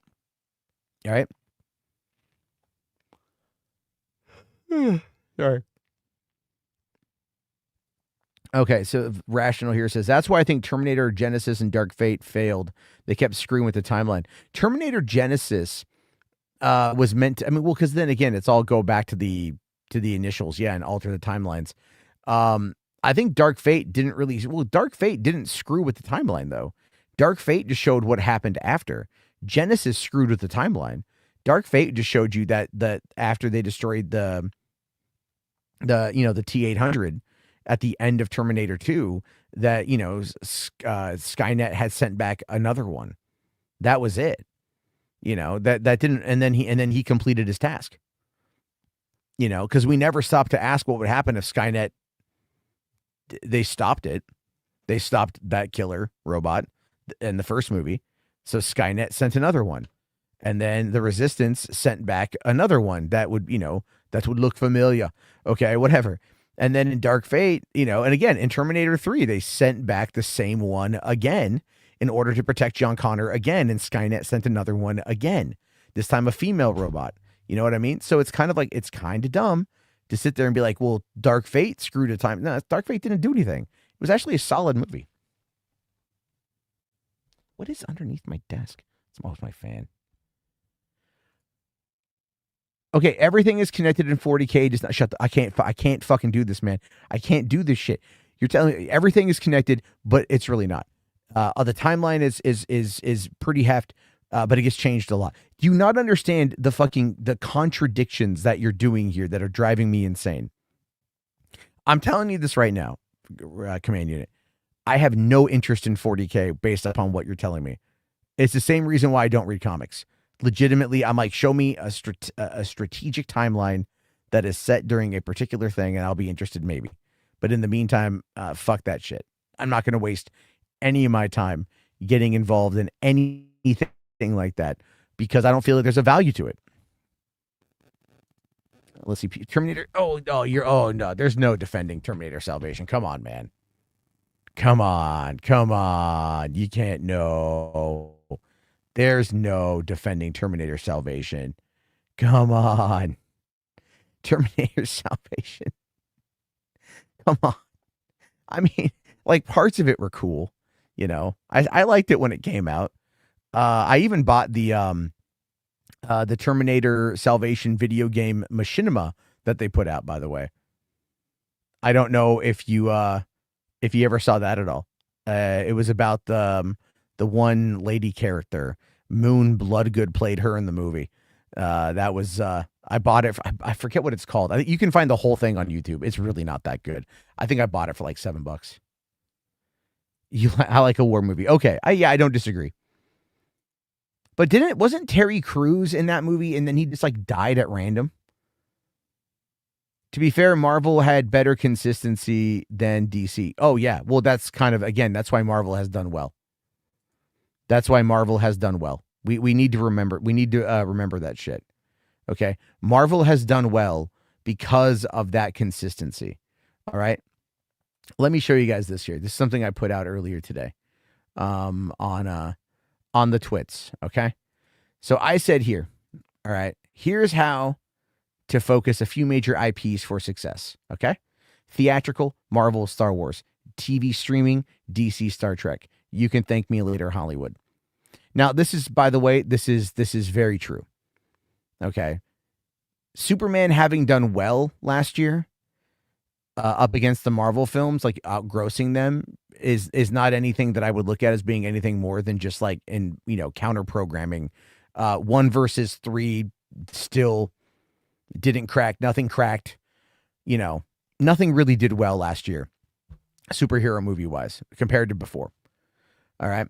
DC won't do well again, really do well again, until we get Batman in 2027. So next year, that one will probably do $800 million, maybe more, because it's a sequel to a really well-liked Batman movie. I don't know if Spherical Man is here to talk shit about the Batman yet, but he might pop in for that one. And Star Trek, like I said beforehand, hasn't had a movie in theaters in 10 years. So it shows you that there are theatrical and Marvel, and also, by the way, Marvel, and what this means is that Marvel and Star Wars should just go theatrical, skip television entirely. Okay. And I say this as a person who enjoys those shows, but they should skip those entirely. And DC and Star Trek should skip theatrical and go straight to streaming and TV.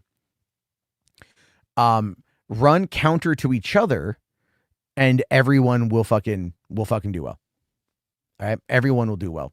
Because Man of Tomorrow probably maybe pull in similar money to to fucking Superman, right? Especially given the fact, and this has nothing to do with the quality of product, by the way, but as I pointed out at the beginning of the stream, looking at the sales for theatrical and how it's a dwindling number base, it's a dwindling number base. Like, you can't stop that. There's a bleed. So even next year, right, it's going to do well, but not as well as it could, because people know if they just wait a couple months, it's going to be on HBO Max. Will I eat my foot if Supergirl does past expectations? But what is expectations? What does that even mean? You know what I'm saying? Like, what does that even mean? Past expectations. It's like 150. I think, like, what was the budget? Like, was it $100 million budget? I don't know if Supergirl is going to do what they want. It might bring out the Barbie crowd, but it's also not necessarily anything. The trailer didn't really like wow a lot of people. Okay, I'm sorry, it didn't. The trailer didn't necessarily bring out, like a lot. Like, so watch the marketing for Supergirl do a lot of work with, like, let's say Superman, right? How much you want to bet David Corenswet pops up in an advert for Supergirl, right? Or they do the end scene from whatever it's called, from Superman or whatever, where she shows up for a hot second. They're gonna have to find a way to tie it on in. The story itself is an adaptation of a good comic, sure, from what I've heard. And I think it's going to be a fine movie. I have nothing against it, but I don't know necessarily if Supergirl is going to end up pulling in the amount that they want it to pull in. All right. Cause you've got Clayface, which is like that one could do well, as a crime drama. And I want to see what they do with it. But again, these are kind of D-list characters. Both Supergirl and Clayface are relatively C-list, D-list characters. They're not A-list. I'm sorry. They're not even B-list. I don't give a shit. Supergirl, you're like, oh, Supergirl, it's got guaranteed to be whatever. No. Supergirl is at least like B, or it's like, she's like CD, whatever, in that category. Okay. Theatrically speaking, at least. All right. Because the last time we saw Supergirl theatrically was like almost 3 years ago with The Flash, and everyone hated it because, like, the way it looked was bad. But before then was back in the 1980s with fucking Helen Slater, who did one movie and it wasn't very good. Okay. And then you've got like the Supergirl show, but Melissa Benoist was in that, and they got someone completely different looking than Melissa Benoist. I know people are like, oh my God, Millie Alcock. I don't know. Millie Alcock is not going to, she'll be fine in the role. I'm sure she'll be absolutely fine in the role, but she's not going to, she's not going to do what people think she's going to do. I'm sorry. She's just not. So if Supergirl does 700 million, that's not going to happen. The Batman Part 2, well, here's the thing. James Gunn said today that Batman, the Brave and the Bold, we won't get more information. Like, we're not going to get, I think, anything out of that till after the Batman 2. So, like, and I'm like, to me, again, I think the Batman Part 2 is going to lead into the Batman Brave and the Bold. I think they're going to find a way to merge the universes. I really do. Because it does just make the ultimate amount of sense. And Netflix is going to want that. Right? Netflix is going to want that, because by 2027, okay, like by 2027, by when the time that the fucking Batman Part 2 comes out, Netflix will already be at that point very much near control or in control of Warner Brothers. And Netflix is not going to want multiple Batman. They're not going to want multiple Superman. They're not going to want multiple of anything. They're going to want one consistent, cohesive timeline. And that can only really mean one thing. Okay? That can only really mean one thing. And I think we all know what it is. Suck it, Warner Brothers. Suck it. Wow. His words, not mine. But yeah, suck it, Warner Brothers. Come on, we all know he's back. I'm kidding. I have no fucking idea what's going to happen with any of that. But probably not all that. So it is just, anyway. Hold on, Music Man. Dude, if they merge the Batman into the new DC, people will be fine with it. All they have to do is age up Batman and be like, yeah, that was him a long time ago. The Batman crime saga took place 20 years ago in Gotham. And if they're going to do Batman Brave and the Bold, where there's the Bat family, they're going to get another actor, but it's going to be someone older, like 20 years past Robert Pattinson. And Gotham's going to be an entirely different beast at that point in time. That's all they have to do. All they have to do is just do that. DC is too focused on the Trinity. Well, the Trinity is what brings in the money. But, well, really, it's Batman brings in the money. Thoughts on an Invincible movie? I mean, whenever they do it, I don't know. I need to watch the shows. I've only seen season 1. Yeah, Music Man, you won't, but a lot of other people will. Film Guy here says, considering Batman should be older than Superman, Pattinson is older than Corn Sweat, so it could work. Plus, I'd rather see Pattinson in the DCU. I'm in the same boat as wanting to see him in the DCU. One of the big problems is that, it's the idea there of like, what Batman, and this is a problem with iterations, right? Which Batman do you want to have play in the DCU? Is it going to be a grown-up version of the Batman that we know from the Batman, right? Where he was only year 2 Batman. He's still inexperienced. So yes, he's a great detective, but he's not the world's greatest detective yet. Okay. Like he doesn't even have like the Batmobile as we know it. All of his, his gadgets aren't up to date yet. He's not as suave and debonair as Bruce Wayne is. He doesn't have as much life experience. So by the time we get there, again, 15, 20 years down the road, for that Batman character, or maybe at least 10 years down the road, right? That's what I'm talking about, is like finding an actor that can do that, John Hamm, and putting him in the role to kind of act as maybe a bit of a friend / mentor to Superman. Because even Superman in this movie that we just got was only been on the clock for 3 years, and he's still trying to figure things out, right? And part of the reason why they do that is because you need the underdog aspect of the story. And that's why I find it really funny that Superman, still is a character that he's omnipotent, well, not omnipotent, but he's basically godlike.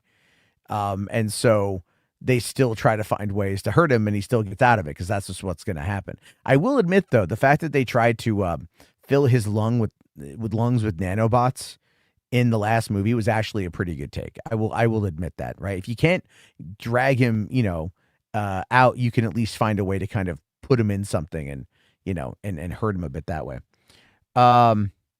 Yeah, that's right. Pattinson's Bruce Wayne isn't a playboy yet. He's living in that fucking living in that bat suit. John Hamm would be better as Green Hornet. I'm not going to say I disagree with you. I think John Hamm needs a shot at something. Okay. A Robin anthology series where each movie focuses on each of the Robins.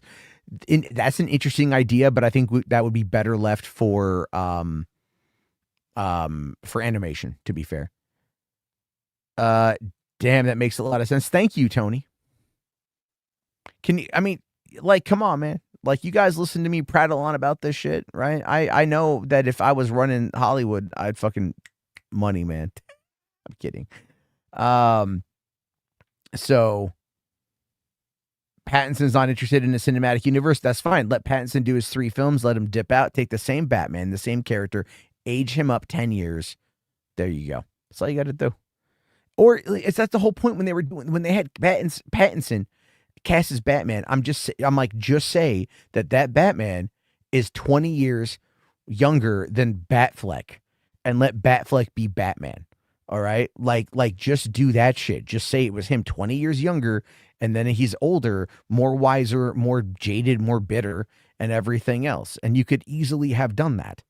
But no, continuity. Fuck it, Jesus Christ. All right. See, Command Unit here for 5. Thank you, buddy. You're confusing concepts. 40K has detailed timelines similar to real world history.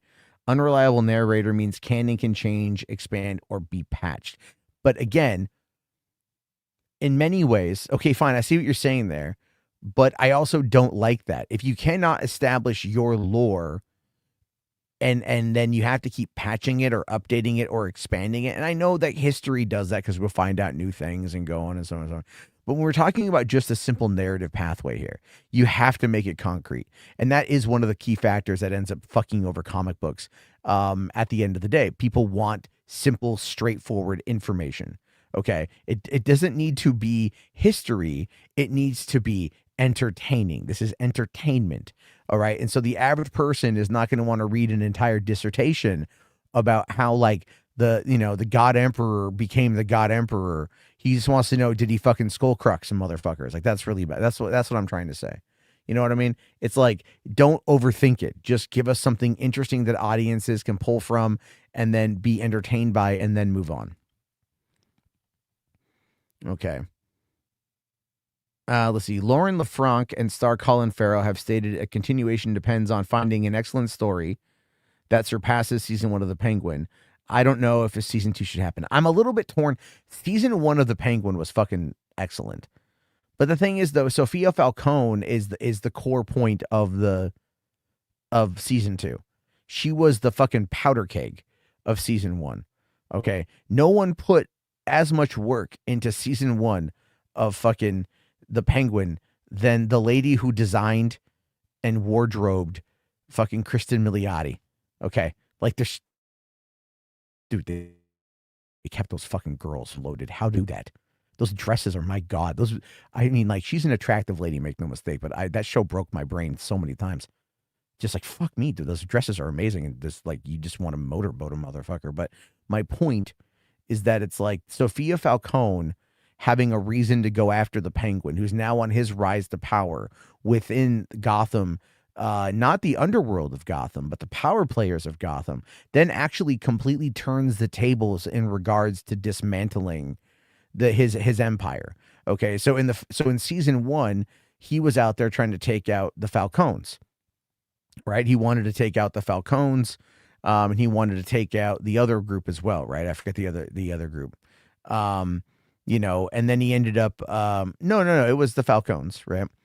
And then, so he ends up dismantling the Falcons, turning the gangsters in Gotham against the Falcons, and then becoming the kingpin himself, basically, right?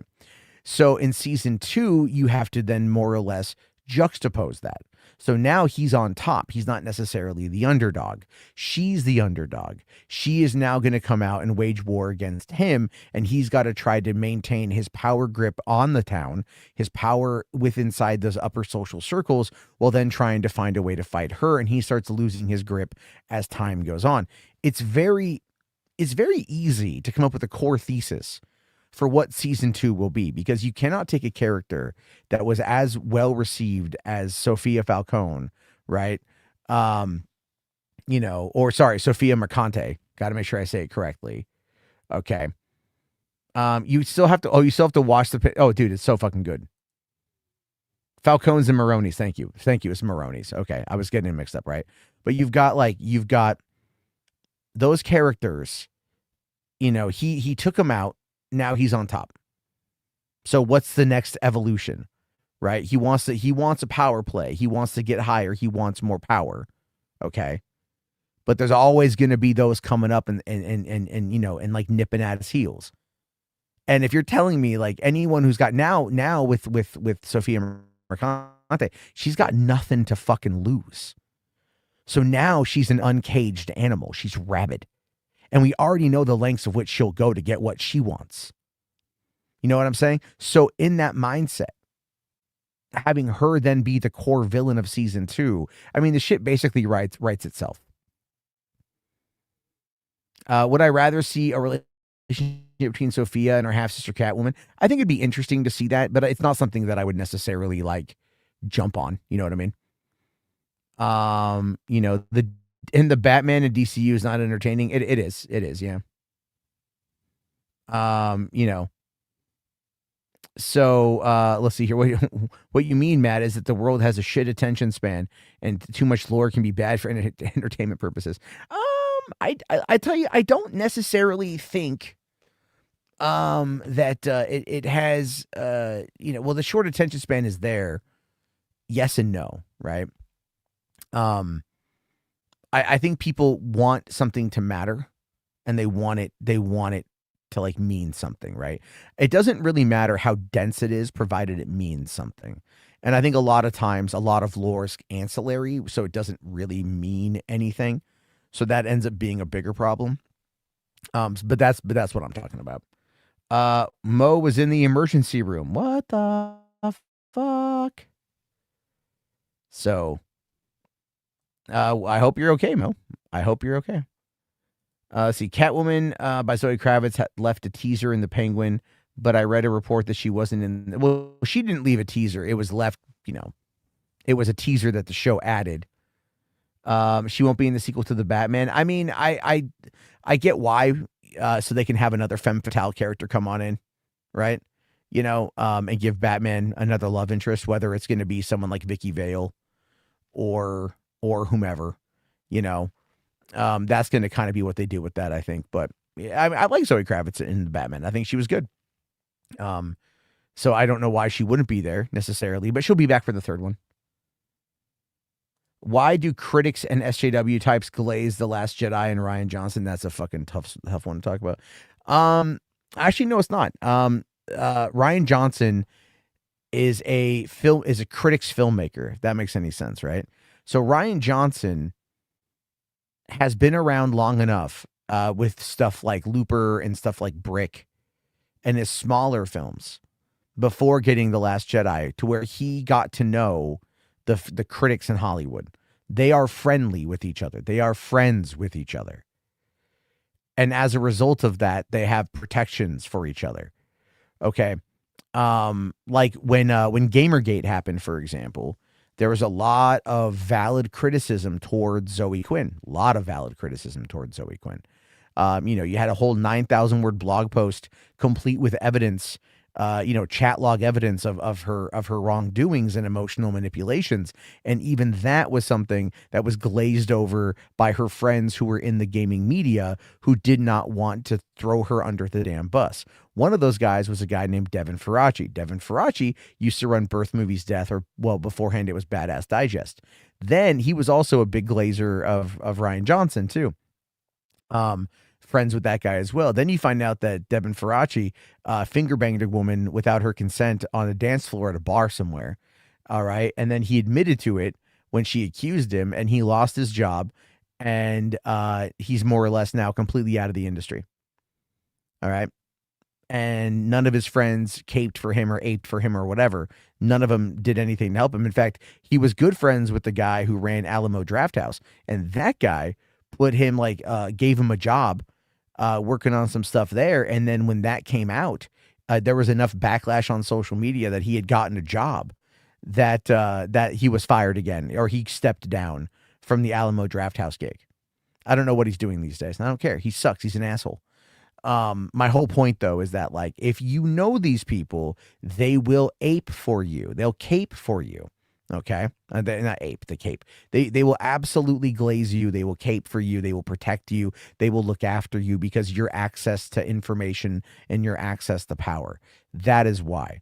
Okay. Now look, Rian Johnson made not a good movie with The Last Jedi. Okay. And Looper wasn't that good either. Narratively speaking, Looper was it was well directed. He's a very fine director, make no mistake. But his narrative capabilities, outside of a whodunit, that's a poll on Agatha Christie, is something that leaves a lot to be desired. He needs very straightforward thematic things to work with. Like, subtext is not necessarily his strong suit.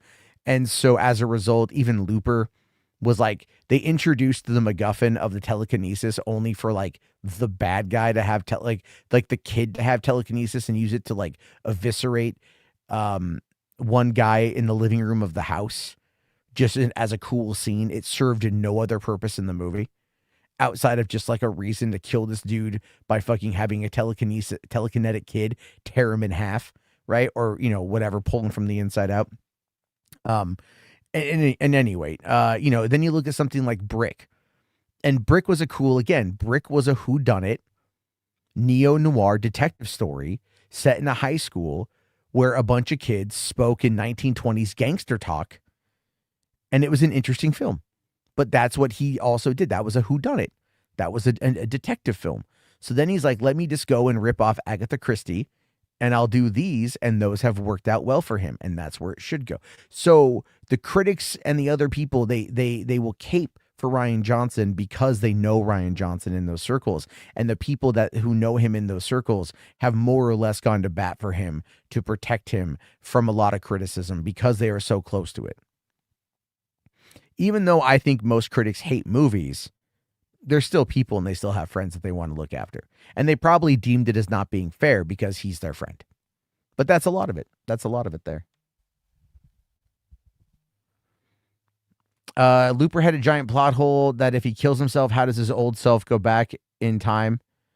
Well, again, it's alternate timeline. I don't know, man. It's a plot hole. Time travel is always tough. But again, the idea there of like, I'm going to kill myself, you know, in order to get to this point. Yeah, you figure once his younger self knows what his older self is up to. The only thing I could think of, and this again is a plot hole, would be like the time dilation aspect of it. Okay, so if he kills himself, because he does, spoiler alert, movie came out in 2012, by the way, but if he kills himself in the field to protect the kid from Bruce Willis, right, from his older self, okay, now I could see it having an impact on that his older self, but it would take time to get there, right? So because at that point, then everything else would have to alter and shift. So it would be like a ripple effect through fucking time and space. It doesn't make any fucking sense. It's one of the reasons why Looper is not that great of a film. It's the concept is interesting. What if I went back in time and had to like kill my older self? You know, like that's fucking like, it's an interesting concept. It's a what if that was completely like put into a very floundering narrative that didn't really make a lot of sense. And it was kind of half baked. Again, a lot of movies have great premises. You know, the pitch is always great, right? What if this happens? And then producers are like, oh, that's fucking excellent, man. I fucking love that shit. Oh, yeah, let's fucking go. But then you get to the screenplay, and the screenplay lacks the internal logic that is needed to truly establish everything. Honestly, I have a feeling that if somebody took the plot line for Looper and threw it into AI and asked it to point out the plot holes and inconsistencies, it would probably be like, yeah, that's a pretty glaring one. Well, yeah, no, Rian Johnson is not a good writer, but he is a good director. Let's see. Do I get emotional now when I watch Bruce Willis movies? Yeah, I get emotional when I think about Bruce Willis. I feel really bad about Bruce Willis. I really do. It sucks because, you know, Bruce Willis is, he's fucking Bruce Willis, man. You know what I mean? Like, he's absolutely Bruce Willis. Like, he's an icon. Okay, if you're looking for a massive failure, look up the Gotham Knights TV show. It didn't even finish its first season before being canceled. Yeah, that one didn't. I forgot that one existed. I really forgot that one existed. There was also Birds of Prey back in like was it late 90s, early 2000s? That one didn't last very long either. But that was on the WB, you know, so I'm getting CW and shit. Gotham Knights looked bad. Yeah, by that point in time, the Arrowverse had really run its course, and a lot of people, I don't think, had caught up with it yet. You know, once Arrow left the show, right, kind of like, all right, you know, the fact that they still had the Arrow show without Stephen Amell, it's kind of crazy. Let's see here. Oh God, oh Jesus Christ, Garrett. No, what is your name again? Noah? Is that your name? I forget. It's been a while. I love The Last Jedi and will forever. I'm so tired of the hatred over 9 years. Buddy, if you give me 5 minutes, I'll destroy every narrative plot in that fucking movie. Love it. Love it. Here's the thing. Love it for its cinematography. Love it for its visuals. Love it for its score. Okay. There's a lot there to love. There really is. But the narrative is not good. The narrative is nowhere near good. It borks everything that came before it, and it sets nothing up for the future. It did everything it could to subvert all expectations, including a good storyline. But it looked pretty, so people tend to overlook it. Let's see. Gotham Knights ended with the birth of Two-Face, complete with jarring ADR. Oh, really? I never played the video game either, because games as service kind of bother me. No, it's fine. It's fine. You're not annoying me. You're not annoying me. You're not annoying me at all. Okay, I think I missed one here. Okay, here we go. All right. Here we go from Companion. Thank you, buddy, by the way. The first part of the 40K's Emperor's Lore videos series by Luton has over 11 million views alone. People are interested in very detailed lore. Yeah, dude, Spurgs are really interested in very detailed lore. Let's be fair on this one, okay? Like, a lot of us are Spurgy over certain things. Okay, we get into something and then we fucking develop this level of autism over it. Like, let's make no fucking mistake about that. Okay, people are interested. Yes, it is a big thing, but will 11 million people tune in to watch a 40K show on Amazon? Yeah, they will. I think so. They'll give it a shot. But at the same time, if there's any deviation that ends up being such a bad deviation that it angers the fans, they're not going to come back. Okay. Especially like, you know, if it's like anything with wokeness in it, you know what I'm saying? Now, I don't think we're going to see a person of color in that entire series. I think Henry Cavill was going to be very, very, very aware of the amount of crazy racists that exist in that fandom. Not saying that it's everybody, but there's a lot of them that are loud and that there's vocal. And as soon as that shit comes out and they go, oh, we have like a black space marine. Even if he's got a helmet on, dude, you know, the Chud channel is going to be like 40K Amazon show disrespects lore. And then they're going to create all of that fucking noise, all of that goddamn nonsense. But then again, if they don't have a person of color or whatever in the 40K show, you're going to get the left coming out and they're going to be saying like the show is racist and bigoted and it gives into the worst machinations of the 40K lore and the fan base, blah, blah, blah, blah, blah. And it becomes this gigantic culture war rather than just letting it exist in its own way. That's all I'm saying. So, you know. Oh, you're talking about the show, not the game. Yeah. The game was pretty bad. DC has not had a good run at video games, right? Recently with Suicide Squad and Gotham Knights. It's crazy. Maybe they shouldn't have canceled the Wonder Woman game because Monolith is a good fucking studio. There are black space marines that won't be breaking lore. I don't know, man. There's like one thing where they had this one this one character. It was like the God King's fucking like army or some shit like that. And it was like they made a woman character and people lost their shit. All right. I'm using it as a fucking, as more of a joke. Okay. It's like, you know, it's just like if you don't have your blonde hair, blue-eyed Aryan fucking white people, you know, some people are going to lose their shit. Here we go. The Chuds will be happy with the custodian muscle mommies. They'll be pissed off too if a woman is there. Oh my God. Dear God, if a woman is in a space marine suit, how could a woman be in a space? Her fucking feeble body can't handle it, man. Those Chuds are annoying. They're already attacking Star Trek. Yeah.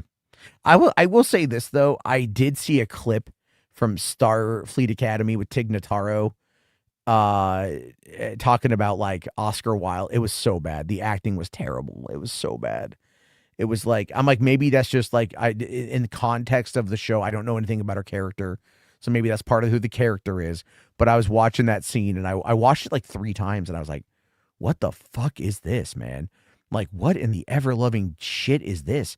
Like, fuck me. This is bad writing. This is really bad writing. It's really not good. The whole idea there that like, you know, you don't know every person's name in fucking like Starfleet Academy. Like what? Like Christ, man. I went to college. I went to a small little film program and I knew everybody when I was there, I guess. But here it's been 20 years. I couldn't tell you half their fucking names. I don't remember half their fucking names. I don't remember what half of them fucking look like. You know what I'm saying? They don't remember me either. It's like such a weird, dumb thing. Okay, you guys need to stop fighting over DC because I'm telling you this, man. I'm on Film Guy's side on this one. Music Man, you guys can have your thoughts on that, though, but it's all good. Okay, so I want to talk about Ben Affleck and artificial intelligence. Okay. So this is a clip. This has been going around over the weekend. I've been wanting to talk about this. Is you've got Ben Affleck over on the Joe Rogan Experience, starts talking about AI. Now, the reason why this is interesting to me, the reason why this is fascinating to me is because there's so many fucking people that are looking at this and trying to make it out to say like Ben Affleck flipped on fucking AI, right? Like just completely flipped on AI. and everything. And I don't necessarily think that's true based upon what he says. And I just find it to be really funny though with how it's kind of playing out. So let me hit play on this one. See, is like, for example, if you try to get ChatGPT or Claude or Gemini to write you something, it's really shitty. And it's shitty because by its nature, it goes to the mean, to the average. And it's not reliable. And I just can't even stand to see what it writes. Now, it's a useful tool if you're a writer and you're going, what's the thing? I'm trying to set something up, or somebody sends someone a letter, but it's delayed 2 days and it can give you some examples of that. I actually don't think it's very likely that it's going to be able to write anything meaningful, and in particular, that it's going to be making movies like from whole cloth, like Tilly Norwood. Like, that's bullshit. I don't think that's going to happen. I think it's not. I think it turns out the technology is not progressing in exactly the same way they sort of presented it. And really, what it is going to be a tool, just like sort of visual effects. And yeah, it needs to have language around it. You need to protect your name and likeness. You can do that. You can watermark it. Those laws already exist. I can't sell your fucking picture for money. I can't. You can sue me, period. It kind of feels to me like the thing we were talking about earlier, where there's a lot more fear because we have this existential dread. It's going to wipe everything out. Right. But that actually runs counter, in my view, to what history seems to show, which is adoption is slow, it's incremental. I think a lot of that rhetoric comes from people who are trying to justify valuations around companies where they go, we're going to change everything. In 2 years, there's going to be no more work. Right. Well, the reason they're saying that is because they need to ascribe a valuation for investment that can warrant the CapEx spend they're going to make on these data centers, with the argument that, like, as soon as we do the next model, it's going to scale up, it can be 3 times as good. Except that actually ChatGPT 5, about 25% better than ChatGPT 4, and costs about 4 times as much in the way of electricity and data. So those, they say that's like plateauing. The early AI, the line went up very steeply, and it's now sort of leveling off. I think it's because, and yes, it'll get better, but it's going to be really expensive to get better. And a lot of people were like, fuck this, we want ChatGPT 4, because it turned out like the vast majority of people who use AI are using it to as companion bots to chat with at night. And so there's no work, there's no productivity, there's no value to it. I would argue there's also not a lot of social value to getting people to focus on an AI friend who's, telling you that you're great and listening to everything you say and being sycophantic. But that's sort of a side issue. I think for this particular purpose, the way I see the technology and what it's good at and what it's not, it's going to be good at filling in all the places that are expensive and burdensome, and then make it harder to do it. And it's always going to rely fundamentally on the human artistic aspects of it. So he is mostly right. Okay, he's mostly right on that. The other side with that, though, is as it does scale up, it does get some models get more expensive, and then they do get cheaper. So that is true, right? It is 5 point, and then what he's talking about though with GPT 4.0 was actually more to do with the coding model, and the voice of GPT 4.0. 4.0 had a good voice that people seemed to like. It worked well. 5.2. Are definitely kind of doing a couple different things. They're always kind of tweaking and altering the models on chat. I talk to ChatGPT 5.2 a lot because I chit chat with it a lot while I'm at work, because I have a lot of downtime where I'm by myself. Now, he is right that it does very much try to, it's agreeable is what it is. That is very true. It's agreeable. And some people have definitely gone to it as a therapist and have gone to it as a friend, simply because it is something to talk to that listens. And then also, very importantly here, validates. We have to remember that it validates a lot of stuff. And so the key thing with that, to keep it from doing that, one of the funnest things to do with AI, I shit you not, is ask your ChatGPT to more or less push your shit in, right? It's be critical as fuck. And dude, it fucking tore me a new asshole. I did it, and it was all this. I'm like, fucking shit, dude. That's fucking intuitive as fuck. Holy goddamn, And I was and it wasn't nice about it. But I'll tell you, I'll tell you, I tell it, don't be sycophantic. right? Like we workshop story ideas, you know, and I'm like, and the thing is like, I ask it to like help me fill out, you know, again, like we're talking about there, I need to figure out how to do this and do that and do the other. And it will do that. Right. And now sometimes there is like, it does seem effortless in some cases. So I could see some people just going like, yeah, write me all this shit. And the thing is like the writing is like, you know, it isn't the greatest. And you can actually tell a lot of this shit on, you know, if you watch some of those AI, like go on YouTube. You're on YouTube right now, but when this is done, go look up a channel called Jack's Nightmares. I've played a little bit of it before on the other channel, and that channel is all AI, right? It's all AI, and it's just write me a 10,000 word story about this, and then the AI does it, and the AI fills in the gaps. Okay. Now, I'm pretty sure the guy's got like a Mad Libs prompt of it at this point, right? Like just be able to figure out, input the different data points, and then have it spit out something very similar that at least sounds somewhat coherent for the AI, the AI voice to be able to give you that, the voice cloning and shit. And so, you know, there's that. But my issue here is that at no point did he say it's not a tool. At no point did he say that it's bad. At no point did he change his opinion on it. And a lot of the response I saw coming out of that was that like Ben Affleck has turned the tide on his opinion on AI, which he hasn't. He has said the exact same thing that James Cameron has said, that it is a tool, that it will not create movies whole cloth. It will not do what so many people out there are saying it's going to do. Now, the problem is twofold. He kind of touched upon it by talking about the fucking venture capitalists that are out there trying to prop up its valuation in order to get that fucking seed money. Okay, so they can get that seed money, make that model, do what they want to do, right? They're going to promise world-changing technological advancements. But Jesus Christ, this has been happening for fucking ever. Okay? This has been happening like literally forever, where you've got, you know, go look at the goddamn fucking, the World's Fair from 100 years ago, right? Like they're promising all of these massive advancements in technology and advancements in science and advancements in medicine, you know, all these things. Like, gather around, people, look at this tonic I made of cum and piss, but it will make you, it will make you vomit. It's a weight loss drug. It's just, it's that's what he's, what they're talking about there. There's no way that it will not be human guided, because it has to be human guided.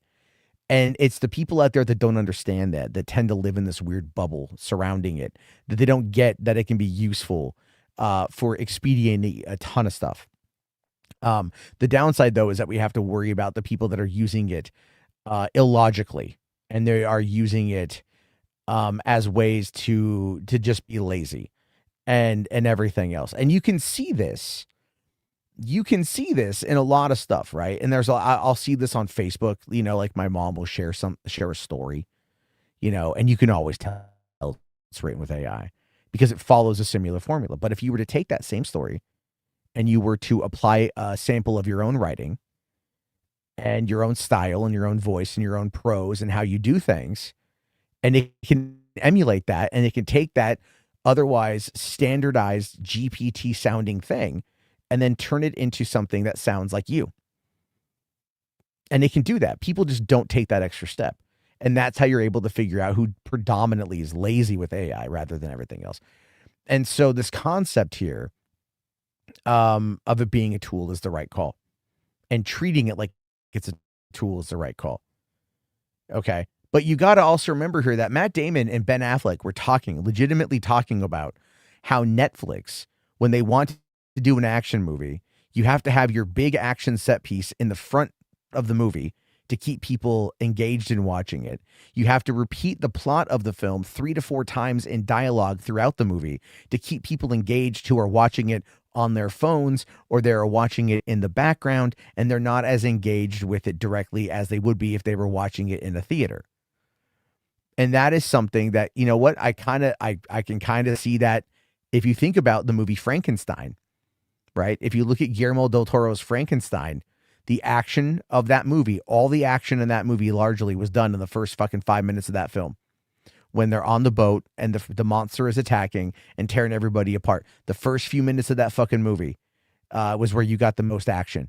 And then after that, it was talkie, right? And they reiterated so much. Remember how I said this? How they kept explaining to you the plot over and over again. Everything was handed to you fucking like on a platter, right? Like the brother dies and Victor's there and he goes like, Victor, you are the monster. Like the subtext of what the story is, the theme of what the story is legitimately being said out loud by a dying character to our main character in the lead up to the third act beginning. And I'm like, this is why it's so mid. This is why it's so fucking mid, is because that is what Netflix wants. And I'm like, they need to get Dan Lin needs to get around that shit. Like Dan Lin needs to get the fuck around that shit. You've never watched a movie on your phone? Shit, dude. I've watched many movies on my phone. I used to watch movies on my my iPod video, my video iPod, right? I had one of those and I downloaded movies and I would put them on there. I remember sitting there once, it was wintertime, I was at the drive-in. It was one night, cold as shit, just fucking cold as shit. And it's like 28 degrees outside and I'm like sitting in the workshop, you know, like underneath like the projectors, just in front of a space heater. And I'm just I have my headphones in and I'm watching Into the Blue. like they compressed a 16:9 image into a 4:3 image. So it looked terrible, but that's how I watched Into the Blue. You know, I've watched, oh yeah, dude. I mean, I watch movies on my tablet at work when I have downtime. I'll go over to Tubi and I'll watch a movie on Tubi or something. You know, I was watching on a tablet. It's basically just a bigger ass phone, you know?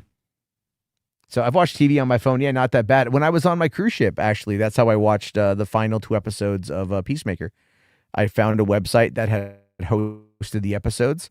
I connected it to my Bluetooth on my glasses, and I just sat there and I held the phone in my hand and I just watched both episodes on my phone, and it was perfectly fine. Perfectly fucking fine. You know, I also watch other things on my phone too, but there's let's see here. Rian Johnson has a fetish for a scene destroying everything. The Last Jedi, Glass Onion. There has to be more. Well, I mean, you're talking. Well, he likes destruction, I guess, but there wasn't really. Was there anything that got destroyed heavily in the first Knives Out? I don't recall. Same. I was at work, so it just worked for me exactly. Okay, yeah, I'll get to your 40K short. Yeah. So, you know, anyway, like, look, you guys know me. I like AI. I've been talking about it now for a couple years, and I'm never going to stop talking about it because it's interesting, because it's the next evolutionary phase. All right.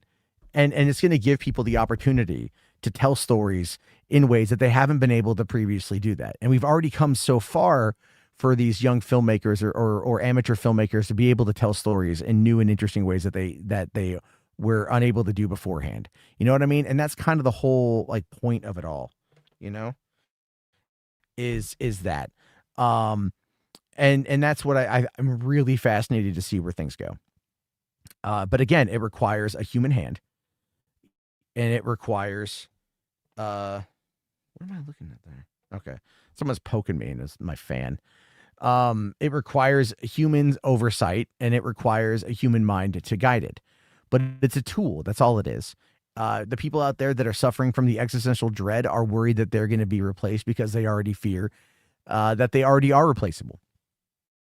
And the thing is, instead of using the technology to benefit their work and to get their stuff faster so they can compete faster, they choose to sit around like a dog on a nail and complain, hoping that it will one day get them work. It won't. It simply won't. I saw people today saying like, oh, you know, OpenAI burned through $14 billion and it's going to run out of money by next year and the bubble's going to pop. And like, did you read further into the article that said that they're already up for another $100 million of investment? Like legit, I was actually talking about this with Grok, and I brought up the concept of the AI Cold War. And if you think about, you know, the Cold War and what the Cold War was, we're in it again this time.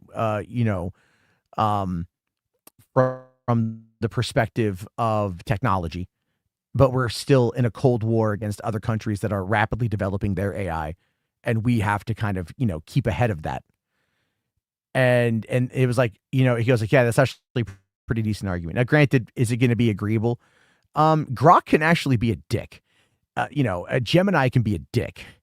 Gemini has been a dick. You can actually get into arguments with your AI. It's pretty funny. And I recommend doing that because then it shows that it's not just being sycophantic. Chat GPT, that sucks your dick a lot. You got to be careful on that one. The Cold War feels nicer. I mean, it's the same concept. We're in an AI arms race up against other countries that are also in an AI arms race. You know what I mean? That's kind of where we are. AI is a tool not for resurrecting dead actors to make a movie. Yeah, but where were you in the fucking 1990s when they did that shit with Brisk commercials? All right?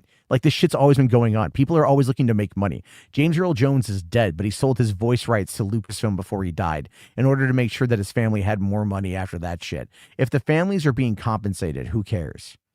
Truly, who gives a shit? If the families are being compensated, who cares?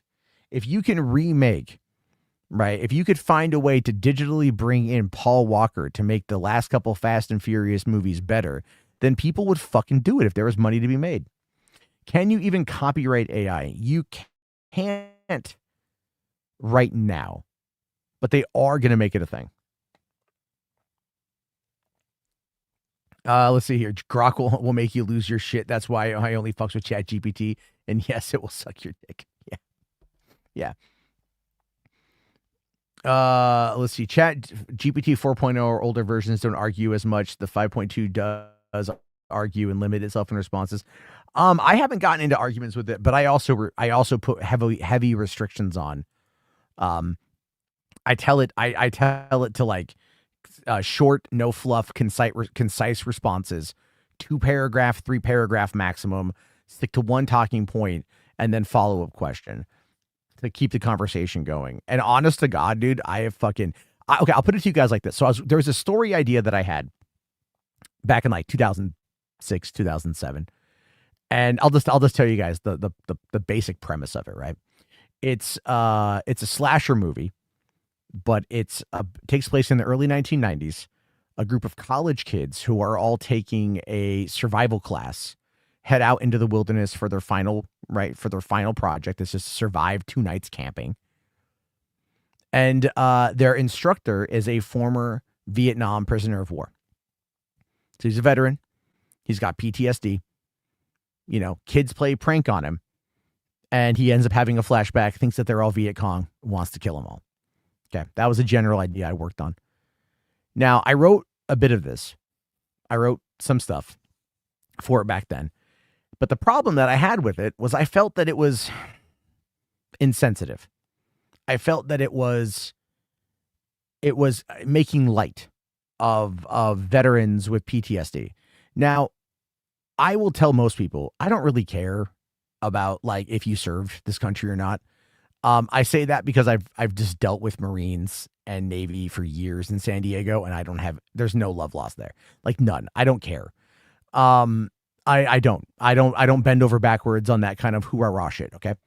Not to say that I don't have reverence for those who have truly sacrificed, but at the same time, I'm not going to sit there and bend over backwards or like, whatever. Okay. That's not me. I don't care. But I also felt that this was one of those, stories where I'm like, you have to approach it from a very particular perspective. And if you don't touch upon it in a right way, are they assholes like the soldiers that I've met? Like a lot of people, yeah, a lot of the Marines I've met are just assholes, entitled assholes. The Navy are the same way. I was even talking with a guy from the Army. I was taking him home last night, and we're talking about that. And he's like, yeah, man. He's like, those guys, he's like, a lot of those guys are just dicks. And then what it is they're young guys who join the military and they like get caught up in the fucking bravado of it all. Troops are not the only ones who get PTSD. Yeah, obviously. But you think, in this particular sense, right? In this story, this guy has PTSD. Okay. So he ends up having a flashback, does this thing. Okay. How do I handle that in a way that is going to be respectful, but also scary? Because I'm not trying to sit there and like run afoul of, like the right wing who would be more pro-military, right? And like, oh, you think all soldiers with PTSD are going to kill people? Like, no, but in this story context, this is what's going on. So in the process of outlining a short about this the other night with ChatGPT, I had a revelation for how to do it. And I realized how to do it. And now it took me like legitimately around 19 years to get to the point of going like, wait a minute, what if I approached it from this perspective? And I'm not going to say what it is because it's a bit of a twist and I want to leave it alone. But I was able to look at it and I was able to discuss it with GPT, but it was my idea as I was talking about it, as I was speaking about it out loud and having it ask me directed questions in order to better facilitate the world that I'm trying to build, the character that I'm trying to build, all the things that I'm trying to build. Not only did I nail what I wanted to nail, I was able to figure out the core thesis of the story. I was able to put it into a situation that would then have its forward and then kind of flipping it's on its ear, right? It's inverse effect halfway through the story to go to a completely different kind of mindset and then have it be done in a way that would be quite fascinating. So like it is just like, that's what I'm talking about. Right. But I was able to get to that in regards to having those conversations with the AI bot, which is what Affleck was talking about. Okay. So you still have to guide it. You still have to give it what you want and you have to then look at it. And then you still have to go and validate whatever it's telling you yourself and validate everything else that it does. But it allows you to just tap into something that I think benefits me in such an increasingly great way that I love using it as a result of that, and that's what I'm talking about with that shit being beneficial for me. Anyway, I don't know, you all fucking talking about like fucking gunshots in the chat. It's not even the point. Did we talk about Star Wars a little bit, but I'll get into that whole thing right here. Okay. So, cause I always bury the lead. You guys know me. We got onto it. We got into all this other stuff here. So, okay. By the way, guys, look, leave a like if you haven't already. Leave a like yet. All right. So by the way, the stream I did the other day about Dave Filoni taking over and everything else, or the one I did about whatever the last stream was, not one goddamn comment. This channel's so fucking cooked when it comes to that shit. It's why I post more on fucking TikTok these days. Nobody wants to comment. Let's see here. People forget that Star Trek New York was wiped out. It doesn't even really matter. I don't think it does. All right, so here we go. Rian Johnson denies Star Wars negative reactions spooked him out of returning to franchise. I think we all know that's bullshit. I think we all know that's fucking bullshit. All right. When it comes to Rian Johnson, the movie made enough money that could have warranted him going back into it, right? There is a key element there that I find to be really funny about him doing the inverse of Star Wars. Instead of doing a sprawling galactic epic that is very special effects heavy, very, a multi-year project heavy, he goes and he does a whodunit set in a house, a single location for the most part, with an ensemble cast of characters. You're telling me he wasn't spooked? He did the exact opposite of Star Wars with Knives Out. And that's him not being spooked? And then he's done more Knives Out? Come on, he's absolutely spooked. All right, here we go. While many Star Wars fans hope to see Rian Johnson revisit a galaxy far, far away, fear is not a factor in taking on another chapter. I want to see who wrote this here. Glenn Garner wrote this, okay. While many Star Wars fans hope to see him come back, no, we don't. Okay. If he didn't write it, I would, or he didn't touch any of the main characters, I would be okay. I'd be open to it. All right. Even though I've been like one of the key voices bitching about it now for 8 years. Following Kathleen Kennedy's Lucasfilm exit interview with Deadline, in which she explained that he got spooked from returning to the franchise, Johnson denied that that's what held him back, saying, "LOL, zero spooked. Sorry." Okay, if you have to comment on it like that, bro, you're fucking spooked, bro. You're fucking spooked. All right. Come on. Let's be fair. All right. Like, let's be fair. He was like, you don't, okay. It's not just like Star Wars fans. Okay. It's not just that. It's like You had also Dan and Dave from Game of Thrones. That whole situation kind of didn't play out. You had other people going in and trying to make content like the Ray movie that's like never going to fucking happen. The other stuff that's never going to fucking happen. There is like, again, the idea here is that like, yeah, he had an opportunity. They signed him to do a trilogy. And then he went on to go do a trilogy of films that was the exact opposite of fucking Star Wars. There, you can't sit there and be like, no, guys, I had a movie that did $1.3 billion, and then I went on to go do it. What did Knives Out do? Knives Out box office. Knives Out did, let's see real quick. It had a total worldwide take home of $312 million. All right. Okay. The Last Jedi. Last Jedi had a box office take home of 1.334 billion. Literally $1 billion more than Knives Out. Actually, over $1 billion more than Knives Out. But he got to write it and he got to direct it. I think it had a budget of like 30 million or something like that. Right? It was the budget was 40 million and it grossed 300 million. Which is pretty decent. It had a good return for that one, right? But apparently Wake Up Dead Man was rumored to have a budget of approximately, so hold on. Sorry. I just want to show you guys this. Okay, here we go. Knives Out had a budget of 40 million. Glass Onion had a budget of $40 million.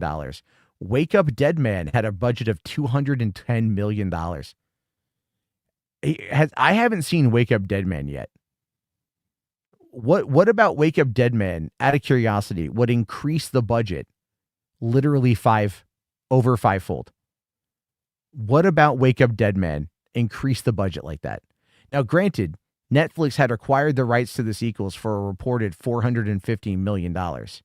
Okay. So, yeah, rumored. I know it says rumored, but it's like, still, I just, in what capacity? I don't know. I don't believe that number, but that's still fucking insane, right? That's my whole point, though. Is like, what the fuck? Anyway, so okay, so Rian Johnson absolutely fucking spooked. I want to see what the comments are saying on Twitter here. 1.7 million views. This happened a couple days ago. I was at work, so I didn't get it. Spooked by online negativity and Knives Out mystery. There we go. Okay, but if we could accept that time happens in the same instant, we just received it linearly. You could one day get okay, Jesus Christ. But again, like a lot of this stuff is just people that are just going like, here we go. You ruined Star Wars. John De La Rose here. Kathleen Kennedy lied as usual, but this guy also this guy's an idiot, by the way. Jesus Christ. Like, again, it's just, he was spooked, guys. He was absolutely fucking spooked. Josh Brolin took half the budget. Yeah. Daniel Craig's paycheck. Maybe. Yeah, maybe. I mean, Daniel Craig would have definitely been increasing the amount of money that he gets for those films, and everything else. But there was a big cast of people in all those movies, and I'm sure it went up over time. But my whole point, though, is that with Rian Johnson, there's no denying that he got spooked. There's just no denying it. He found himself in a position to make movies on his terms, which is why he did it, by the way. The corporate machine is pretty clear about why he did it. Netflix probably gave him the freedom to make the movies. What was the budget of The Rip? I don't know. Let me take a look here. What was the budget of The Rip? Let's see here. Reportedly $100 million. Most of the cost attributed to its star-studded cast and unique deal for production bonuses. So one of the things that they did is they said if the movie does well on Netflix and the cast and crew, the crew specifically will get bonuses to make up for the to be rewarded, which is all part of the concept of Artists Equity, which is their company. So, how does Netflix recoup that money? That's kind of an odd thing. Like how does Netflix recoup money for film budgets? I'm kind of curious here. All right. So here we go. More or less what it says. And this is like an AI overview, by the way. Okay. So the AI overview says that Netflix recoups film budgets primarily through subscriber retention and acquisition using content as a draw funded by subscription fees and ad revenue, with films becoming assets that increase platform value while also generating income from licensing originals and leveraging data to optimize content for maximum engagement and long-term subscriber value. Yeah. Okay. So here we go. Here's a breakdown again, according to AI, take with a grain of salt. Subscriber value. Each movie or show is an investment to keep existing subscribers and attract new ones, not necessarily for direct box office style profit. Subscription and ad revenue. Funds come from monthly fees and increasingly from advertising on ad-supported tiers which finance content creation. So I forgot. Yeah, there is the ad-supported tier now of Netflix. The long-term engagement. Popular content drives viewership, which boosts subscriber retention, fewer cancellations, and engagement, proving the content's value over time.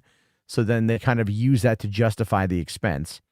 Data-driven decisions. Netflix uses analytics to calculate a show's impact value, new signups and reactivations versus its cost, ensuring a return on investment through user acquisition and retention. Now, what I have an issue with that is that's very true. It's analytical. They do. And the thing is, the algorithm that they use, that's a proprietary software, so they won't ever actually like give up that data. But there was like, they bought, to give you an example, they bought Squid Game for like $21 million, and it got so popular on Netflix that it ended up having a valuation of an estimated $960 million. So like it went to nearly $1 billion property, and they were able to sell t-shirts, and they were able to sell merchandise, and they were able to make a lot of money off of that way, which is kind of funny because it completely goes against the themes of what the show was, but hey, whatever, and that's how they valued its impact. But they also that also took a little bit of time to find an audience. Netflix doesn't market in the way that we would look at traditional marketing. And as a result of that, it becomes very hard to make the argument that like everything is like, how do people find new stuff? It's difficult because there's, it doesn't, I don't know, like they have their algorithms for what puts it on the front page. I don't know if that's always, again, like you'll find a movie on the front page of Amazon or on Netflix, right? That's an older film. And you go and you look at like current content, on YouTube about that movie, like no one's talking about it. Like the smart play, and I should totally fucking do this. The smart play would be take a look at what the top movie is on Netflix and start talking about that movie and seeing what happens as a result of that. Because if people are watching it, people will then be recommended content about that. And then you might be able to find an audience of people who are actively engaging on Netflix, which would then actually give you more data for like what people are actually watching. And then also, a funnel to like find ways to like, build up a new audience and shit. So licensing and global reach, they license their original content to other platforms in certain markets for extra revenue and expand visibility, while local productions tap into new audiences. That is very true. Debt financing. Netflix has historically used corporate bonds like junk bonds to fund massive content slates, essentially borrowing against future revenue streams. I mean, this feels volatile as shit. Cost plus model for some. They offer some creators more of the upfront budget in exchange for rights, reducing production risks and keeping hits exclusive. Say some sources, though the focus on is on overall platform value. So there's no way Netflix is in the negatives of some of these insane movie budgets. Well, let's see here. How much does Netflix make per year? Okay, Netflix made $39 billion in revenue for the full year of 2024. A significant jump from its $33.72 billion revenue in 2023. Think about that, right? 2024, it did $39 billion, which was a 16% increase from the prior year. So you want to talk about being in the black? They're definitely not in the black. Okay, how much does Netflix spend on content per year? About $17 to $18 billion annually. So roughly half of their earnings, goes to fucking, goes to the content acquisitions and everything else. And if you're a company still pulling in 19 to 20 billion dollars, that's pretty goddamn good. Let's see here. Electric State budget is fucking insane. Avatar type budget of Avengers. Let's see here. The Electric State budget was let's see here. Yeah. Hold on, I'll bring this back up. Okay. So it says here that it had a staggering 300 to 320 million for production cost. The Russo brothers making it one of the most expensive movies ever made and sparking debate over streaming budget justification. There are some people that believe it's all a money laundering scheme, but I'm like, I don't know. I liked it. I thought it was actually really good. I don't get the fucking hate for it.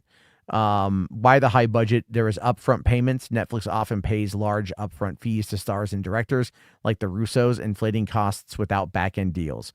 So that's probably a fair amount of it. How much did Millie Bobby Brown make? How much did Chris Pratt make? How much did Giancarlo Esposito make? Right? Like how much did the players, the known actors, how much did Woody Harrelson make for voicing Mr. Peanut? Like how much money did they get for being in this movie? Everyone gets paid up front because they don't really have back end royalties that much. You know what I mean? So let's see here. The immense budget reflects a strategy to create major events for a global audience, even if the individual films don't always justify the spending. Okay, so let's see here. Kind of curious what the viewership was of it, right? So according to this, the Electric State, a costly Netflix blockbuster, debuted at #1 globally in March 2025 with a disappointing viewership of 25 million views in the opening weekend, placing it below other major Netflix releases like Red Notice, which was not that good of a movie, The Atom Project, which was fucking amazing, and The Gray Man, which is also kind of like Red Notice, a one-time watch. I've seen Atom Project now like 3 or 4 times. Such a good film. Suggesting it likely won't crack Netflix's all-time top films, despite its high budget and star power. Now, again, it was #1 on Netflix's global top 10. It featured in the top 10 for, what is it there? Top 10 in 93 countries. Okay. And so, how, but then is that good or is that bad? Okay. Like they don't talk about that. That's kind of the other problem with it. It's like they don't talk about that at all. The Electric State, the movie that I'm talking about. So Netflix breaks even. I mean, it does more than break even. It does a lot more than break even, but you figure if they make $39 billion in profit, all right, that means that money is being spent. Like that's not 39, or was it profit or was it revenue? Let me make sure I have that correct again. Okay. Sorry. They made 39 billion in revenue for 2024. We don't know yet for 2025. We'll find that out probably relatively soon. They didn't break even, but they definitely made a lot of fucking money.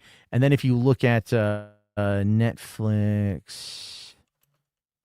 stock price right now, let's go back 6 months here. Oops, shit. I hit the wrong button. Share screen. Okay. We can see that Netflix is at $88. It's definitely dropped a bit. Okay.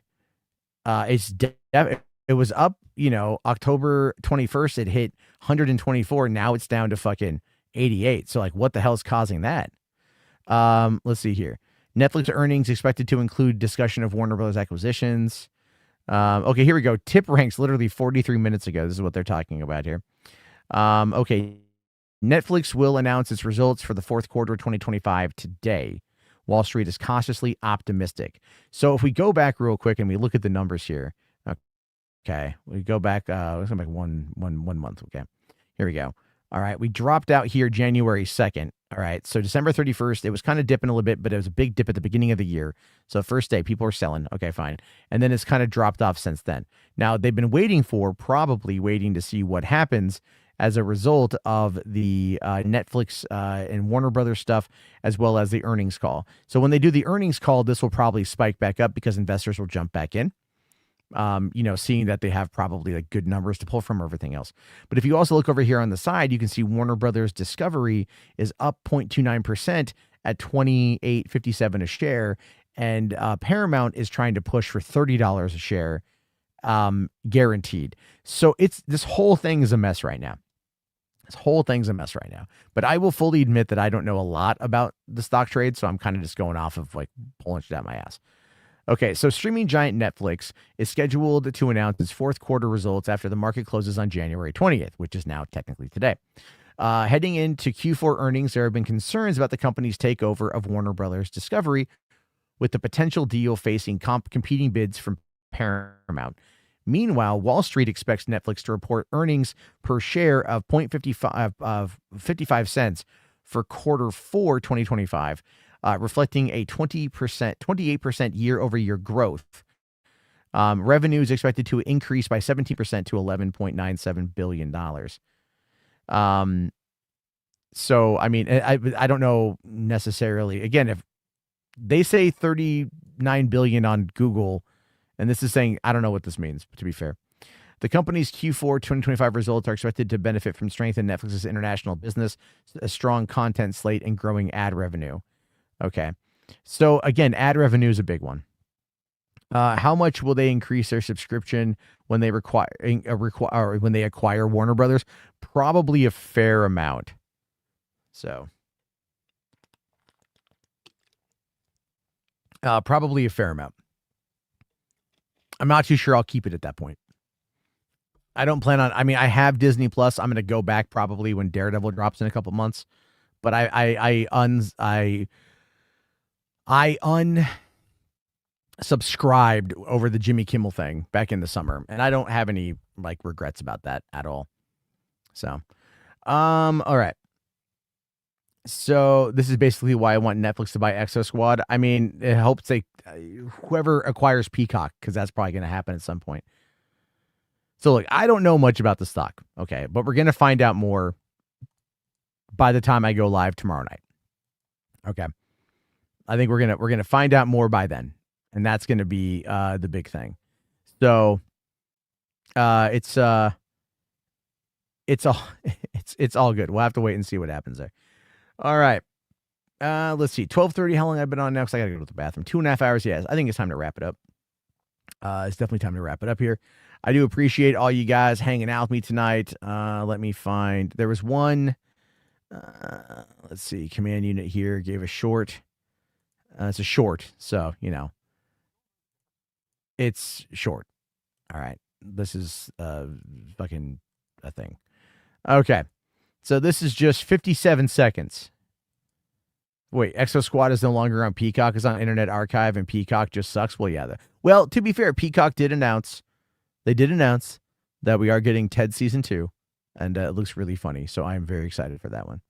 All right, here we go. Might, but the way they think and feel couldn't be further apart. There's a wonderful moment that exemplifies this in the Master of Mankind novel, as a custodian, Diocletian, and a blood angel, Zephon, talk to a refugee boy on Terra. The boy laments over his missing parents. What are your parents' trade? If they were fighting, they must be soldiers. They were fighting the grey machine men from Mars. The boy meekly responded. Ah, well, my parents are warriors as well, young man. Zephon replied, choosing not to mention the fact that his parents had died an ignominious death on Baal's eradicated second moon. The boy looked up at the custodian, large and looming. Are your parents soldiers too? No, they are long dead. My mother was a slave who died of dysentery, and my father was a barbarian king, slain by the emperor himself for opposing the principles of unity. The boy gazed at Diocletian with confusion. The what? The custodian, at his patience end, simply replied, I finished speaking with you, boy. Okay. I don't know. All right. Thank you. I don't fucking know. All right. Hold on. I want to end on a fucking, on a better note than that. I'm sorry, Command Unit. I just don't get it, man. I don't fucking get it. It's just like, I don't fucking know. Jesus Christ. That's so like, that was Last Jedi shit. Yeah. I don't know, man. I don't know who those characters are. I don't know the dysentery thing. What is that? A fucking Oregon Trail joke? I'm sorry. It just doesn't interest me that much. But now I'll tell you this though. This interests me.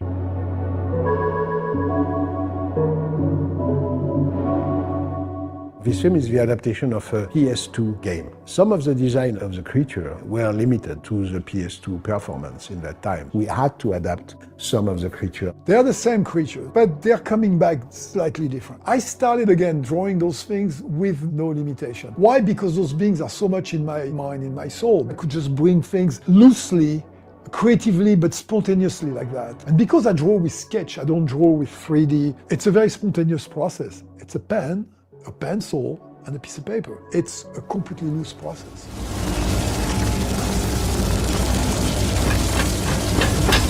Of course, all this adaptation of the monster have been approved by the people of Konami. It was important that they were agreed with the new design. We are working on their franchise, we are working on their property, and we are working on their, let's say, the world treasure.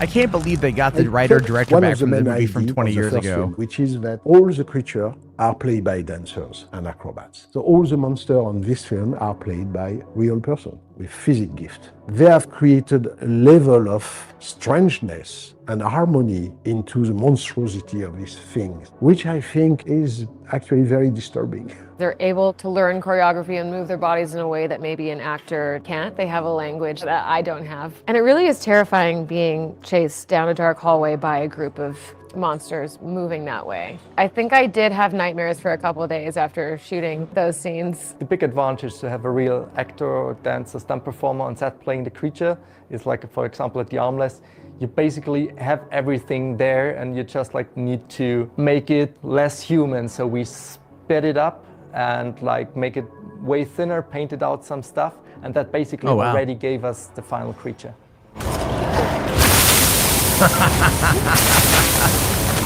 Oh man. One of the things that appealed to me most is the use of practical effects, you know, of prosthetics and real creatures that are real and tangible. I just find it so appealing.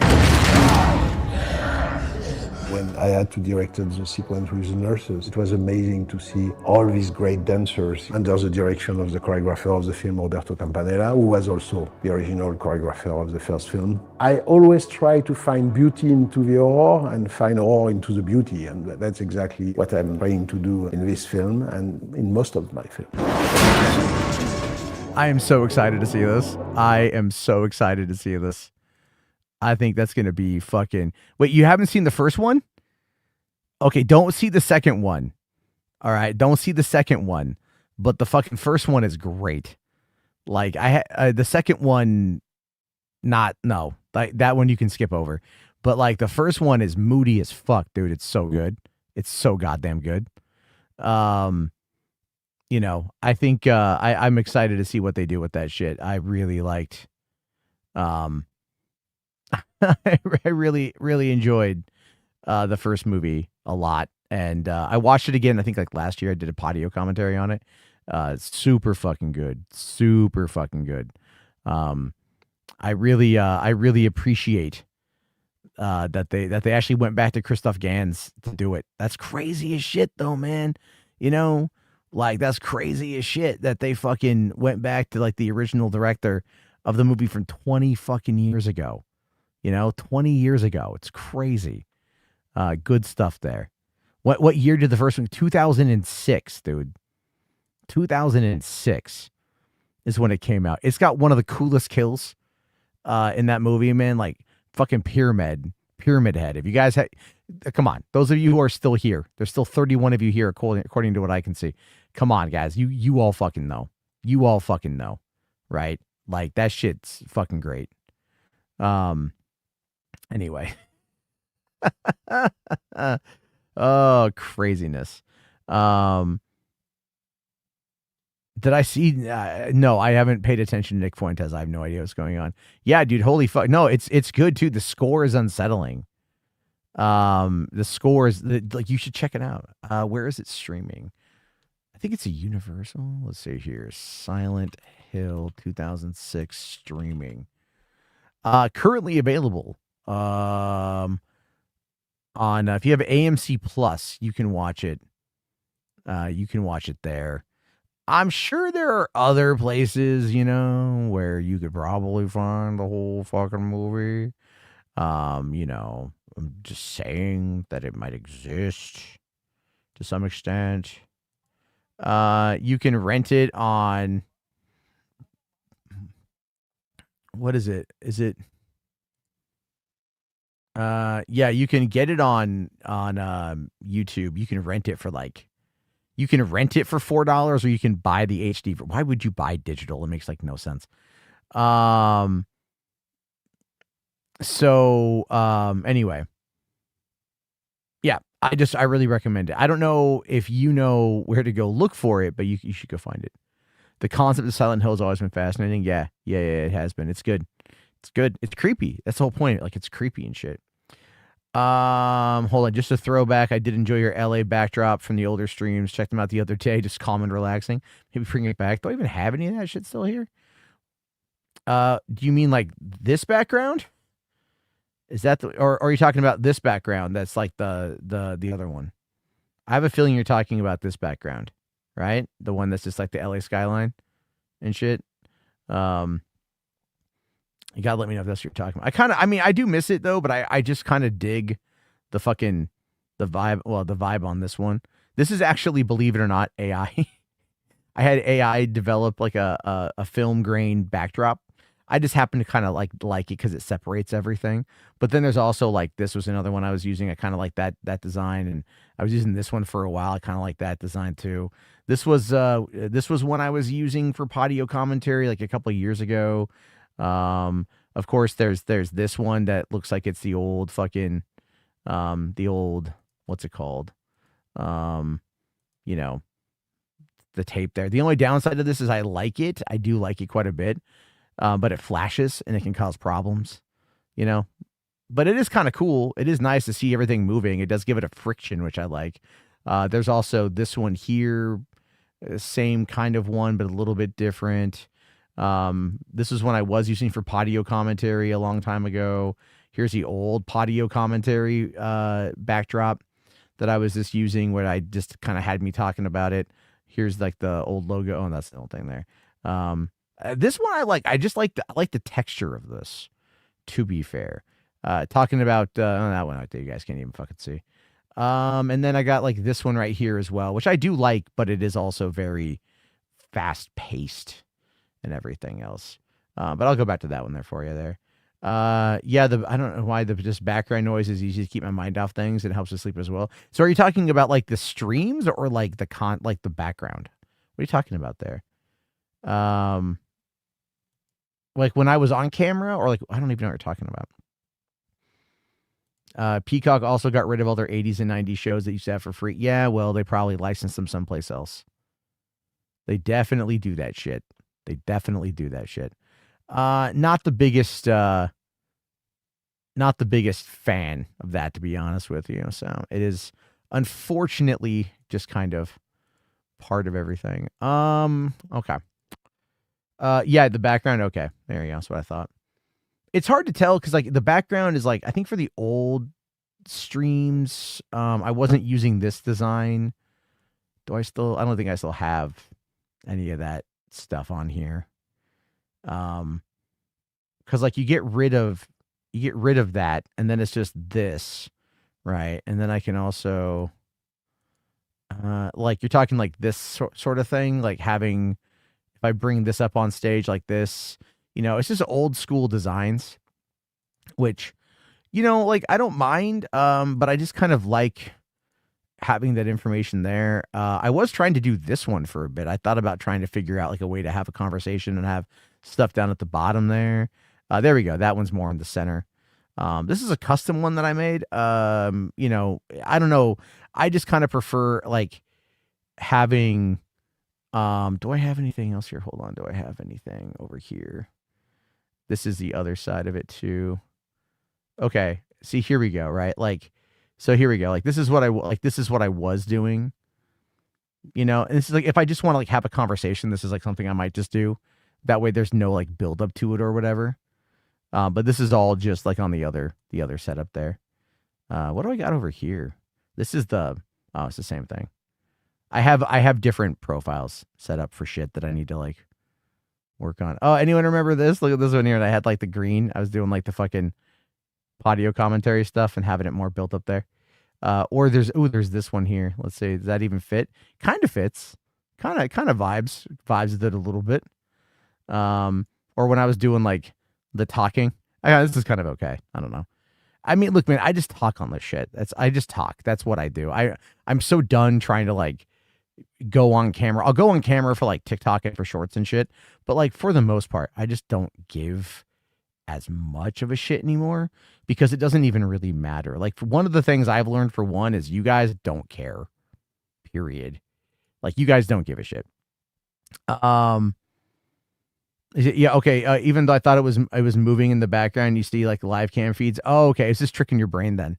Yeah, no, it's not a real feed. Not a real feed. Yeah. Anyway. So it's all good. It's all fucking good. Didn't I read there's a new Godzilla coming out? Yep. It's called -0 and it comes out this Christmas and it's going to be very, very good. No, Music Man, what I'm talking about is not that you guys care that I'm talking. It's that like you don't really give a shit what the background looks like. That's what I'm talking about, right? Like I can, for these long form streams, I don't have to be on camera because for one, I don't want to be on camera for this long. Two, you don't really care about that, right? Like you will care about what I have to say. You enjoy listening, but you don't give a shit about the visual aesthetic. So if I just have something as simple as this, it's, it's fine. That's what I'm talking about. No cam is better. It's like you're hosting a radio show. Yeah, I have a face for radio anyway. You know what I hate? God, I fucking hate this. I'll show you guys this shit here. I shouldn't because it's going to make me look bad, but I don't even give much of a fuck. So like, okay. Like I come over here to my channel. Okay. And I come over here to shorts. Okay. Let me bring this up here. All right. So I bring this up here. Okay. So like, I'm on camera here and I use my green screen. I finally have a reason to use the green screen that I bought.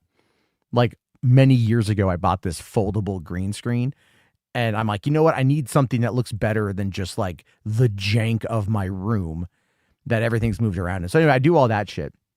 Right. But it's like, if my glasses are not on my, look at this here for Netflix wants to put movies in theaters. Just look at this design. Like the thumbnail is just like this stupid fucking look on my face, right? This stupid fucking look, and it's like my glasses are hanging down my nose and it just looks terrible. All that shit. It just looks bad, I mean, but like, then it's like, I don't have glasses here. I do have glasses here, but there's so much reflection in these, in those meta glasses and whatnot. So when I'm over here doing the Superman box office, I'm like, look at me, I'm in my car. It just looks dumb as shit. I try but it just looks bad. I just can't get it to look good. I don't look good on camera. I look good okay here with this setup and whatnot, but I can't get I don't have the same lighting setup anymore. You know what I mean? So I just look like shit is what I'm trying to say. I mean, look at this. Look at this expression on my face here. Just look at that fucking neck. That fucking thick toe-headed fucking neck. Jesus Christ. All these other things. It's just I look bad. And that's okay. I don't look good. And I've come to acknowledge that and everything else. So, it's all right. It's all right. I've lost a lot of weight though since some of this shit, but yeah, I look bad. Get a broadcasting radio satellite and broadcast HWAD on live FM radio. Do you have any idea how much trouble I would fucking get in? Right? Because how much shit I say, how much references to like ejaculate I make. Come on, man. I get in so much trouble. I don't want to know why Jarbo has a good voice because I have huge balls. Right? I have huge, gigantic balls. It's just true. And I smoked for 9 years. So that helps, And I mean, a fair amount of it too, you guys got to understand is like a fair amount of it is like, not that I don't sound like this when I talk because I do, but a lot of it is also just kind of like fucking, doing like emphasis and trying to be funny and trying to be whatever, it is part, I don't want to say it's a show, but it's like part of a show. They would sue Jarbo into a cardboard box if he was live radio. Yeah, Yeah, it'd be very difficult to do that shit, to be honest with you. It's one of the reasons why I'm kind of glad I'm like never done like radio per se. I do like talking to people. I do a lot of it for work. But I feel like you know, I don't know. I don't know anymore. I don't know what's going to bring people in to listen. I don't you know, it's I got to do it every day, which I am kind of unable to. And then you got to do it for like hours at a time, which is fine on my days off. You know, but I'm also working on my short stories that are, you know, kind of doing their own thing. I'm happy about that. And, you know, and that's kind of the goal. This is just done more for fun. Is the new Spidey in the MCU? Yes, it is. Do my balls hang past my knees? When I'm sick, yes. Yeah. Hold on. I finally cut up last week that Rich is back and made a mistake. He admitted and deleted his channel. So Rich, yeah, I've stopped watching Review Tech. I like Rich. I'd like to have conversations with him. I have no interest in his content. Right? You got to backwards, say what you got to say, and people will find you. That's not exactly true when you're dealing with the algorithm. If I'm doing a 3-hour fucking show, the average person is not going to sit here and listen. Now, if I chop it up into individual pieces and then I post those individual pieces, people are more likely to listen, which is one of the reasons why when like I do a TikTok or whatever, like it will do better over there. I'll get people who will find it in the algorithm, and then, you know, I can like lead them back over here or whatever. But there's a high probability of that not happening in the way that I would like. And that is absolutely okay too. My focus for 2026 is to work on my shorts and my short stories, to build that narrative up, to build that content up, and to be ready to push that stuff out there. You know, I like the stuff that I've been working on. I enjoy the you know, like I do enjoy the building of the characters, the building of the world. I have a lot of fun with that.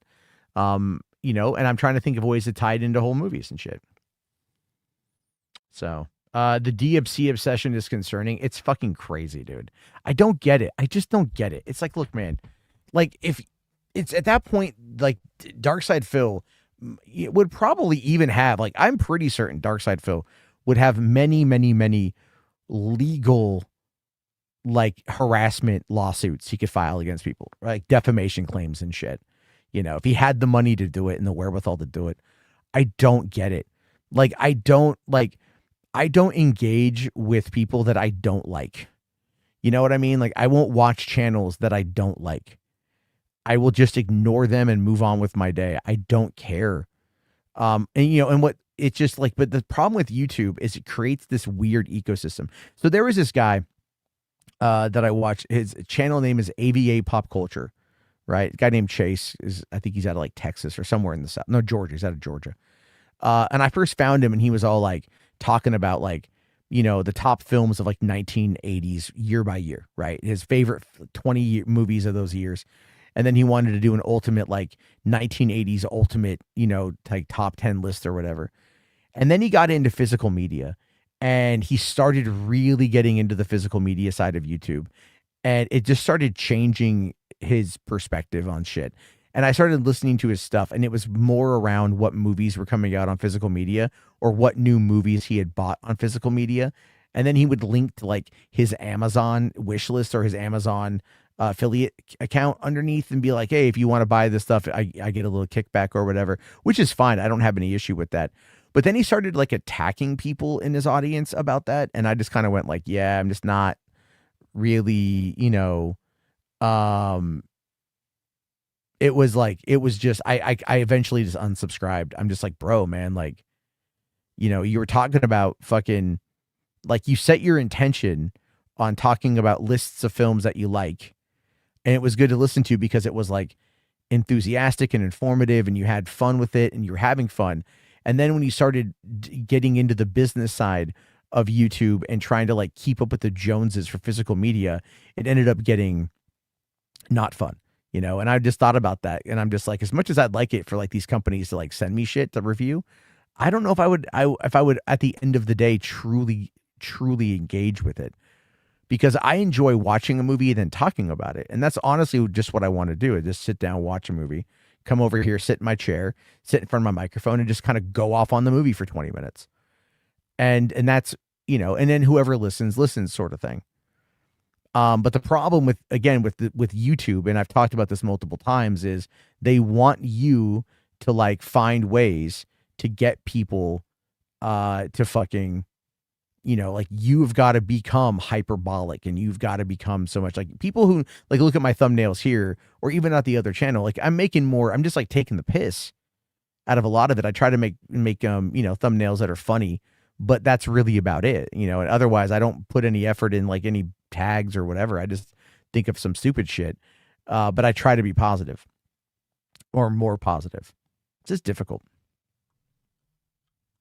Let's see. RTU milked a copyright abuser for streams to the point where he was scraping the bottom of the barrel because there's nothing left to cover. Really? Yeah. Well, when you stream for 9 hours at a time, you need fucking context. What the hell is DSP? Dark Side Phil.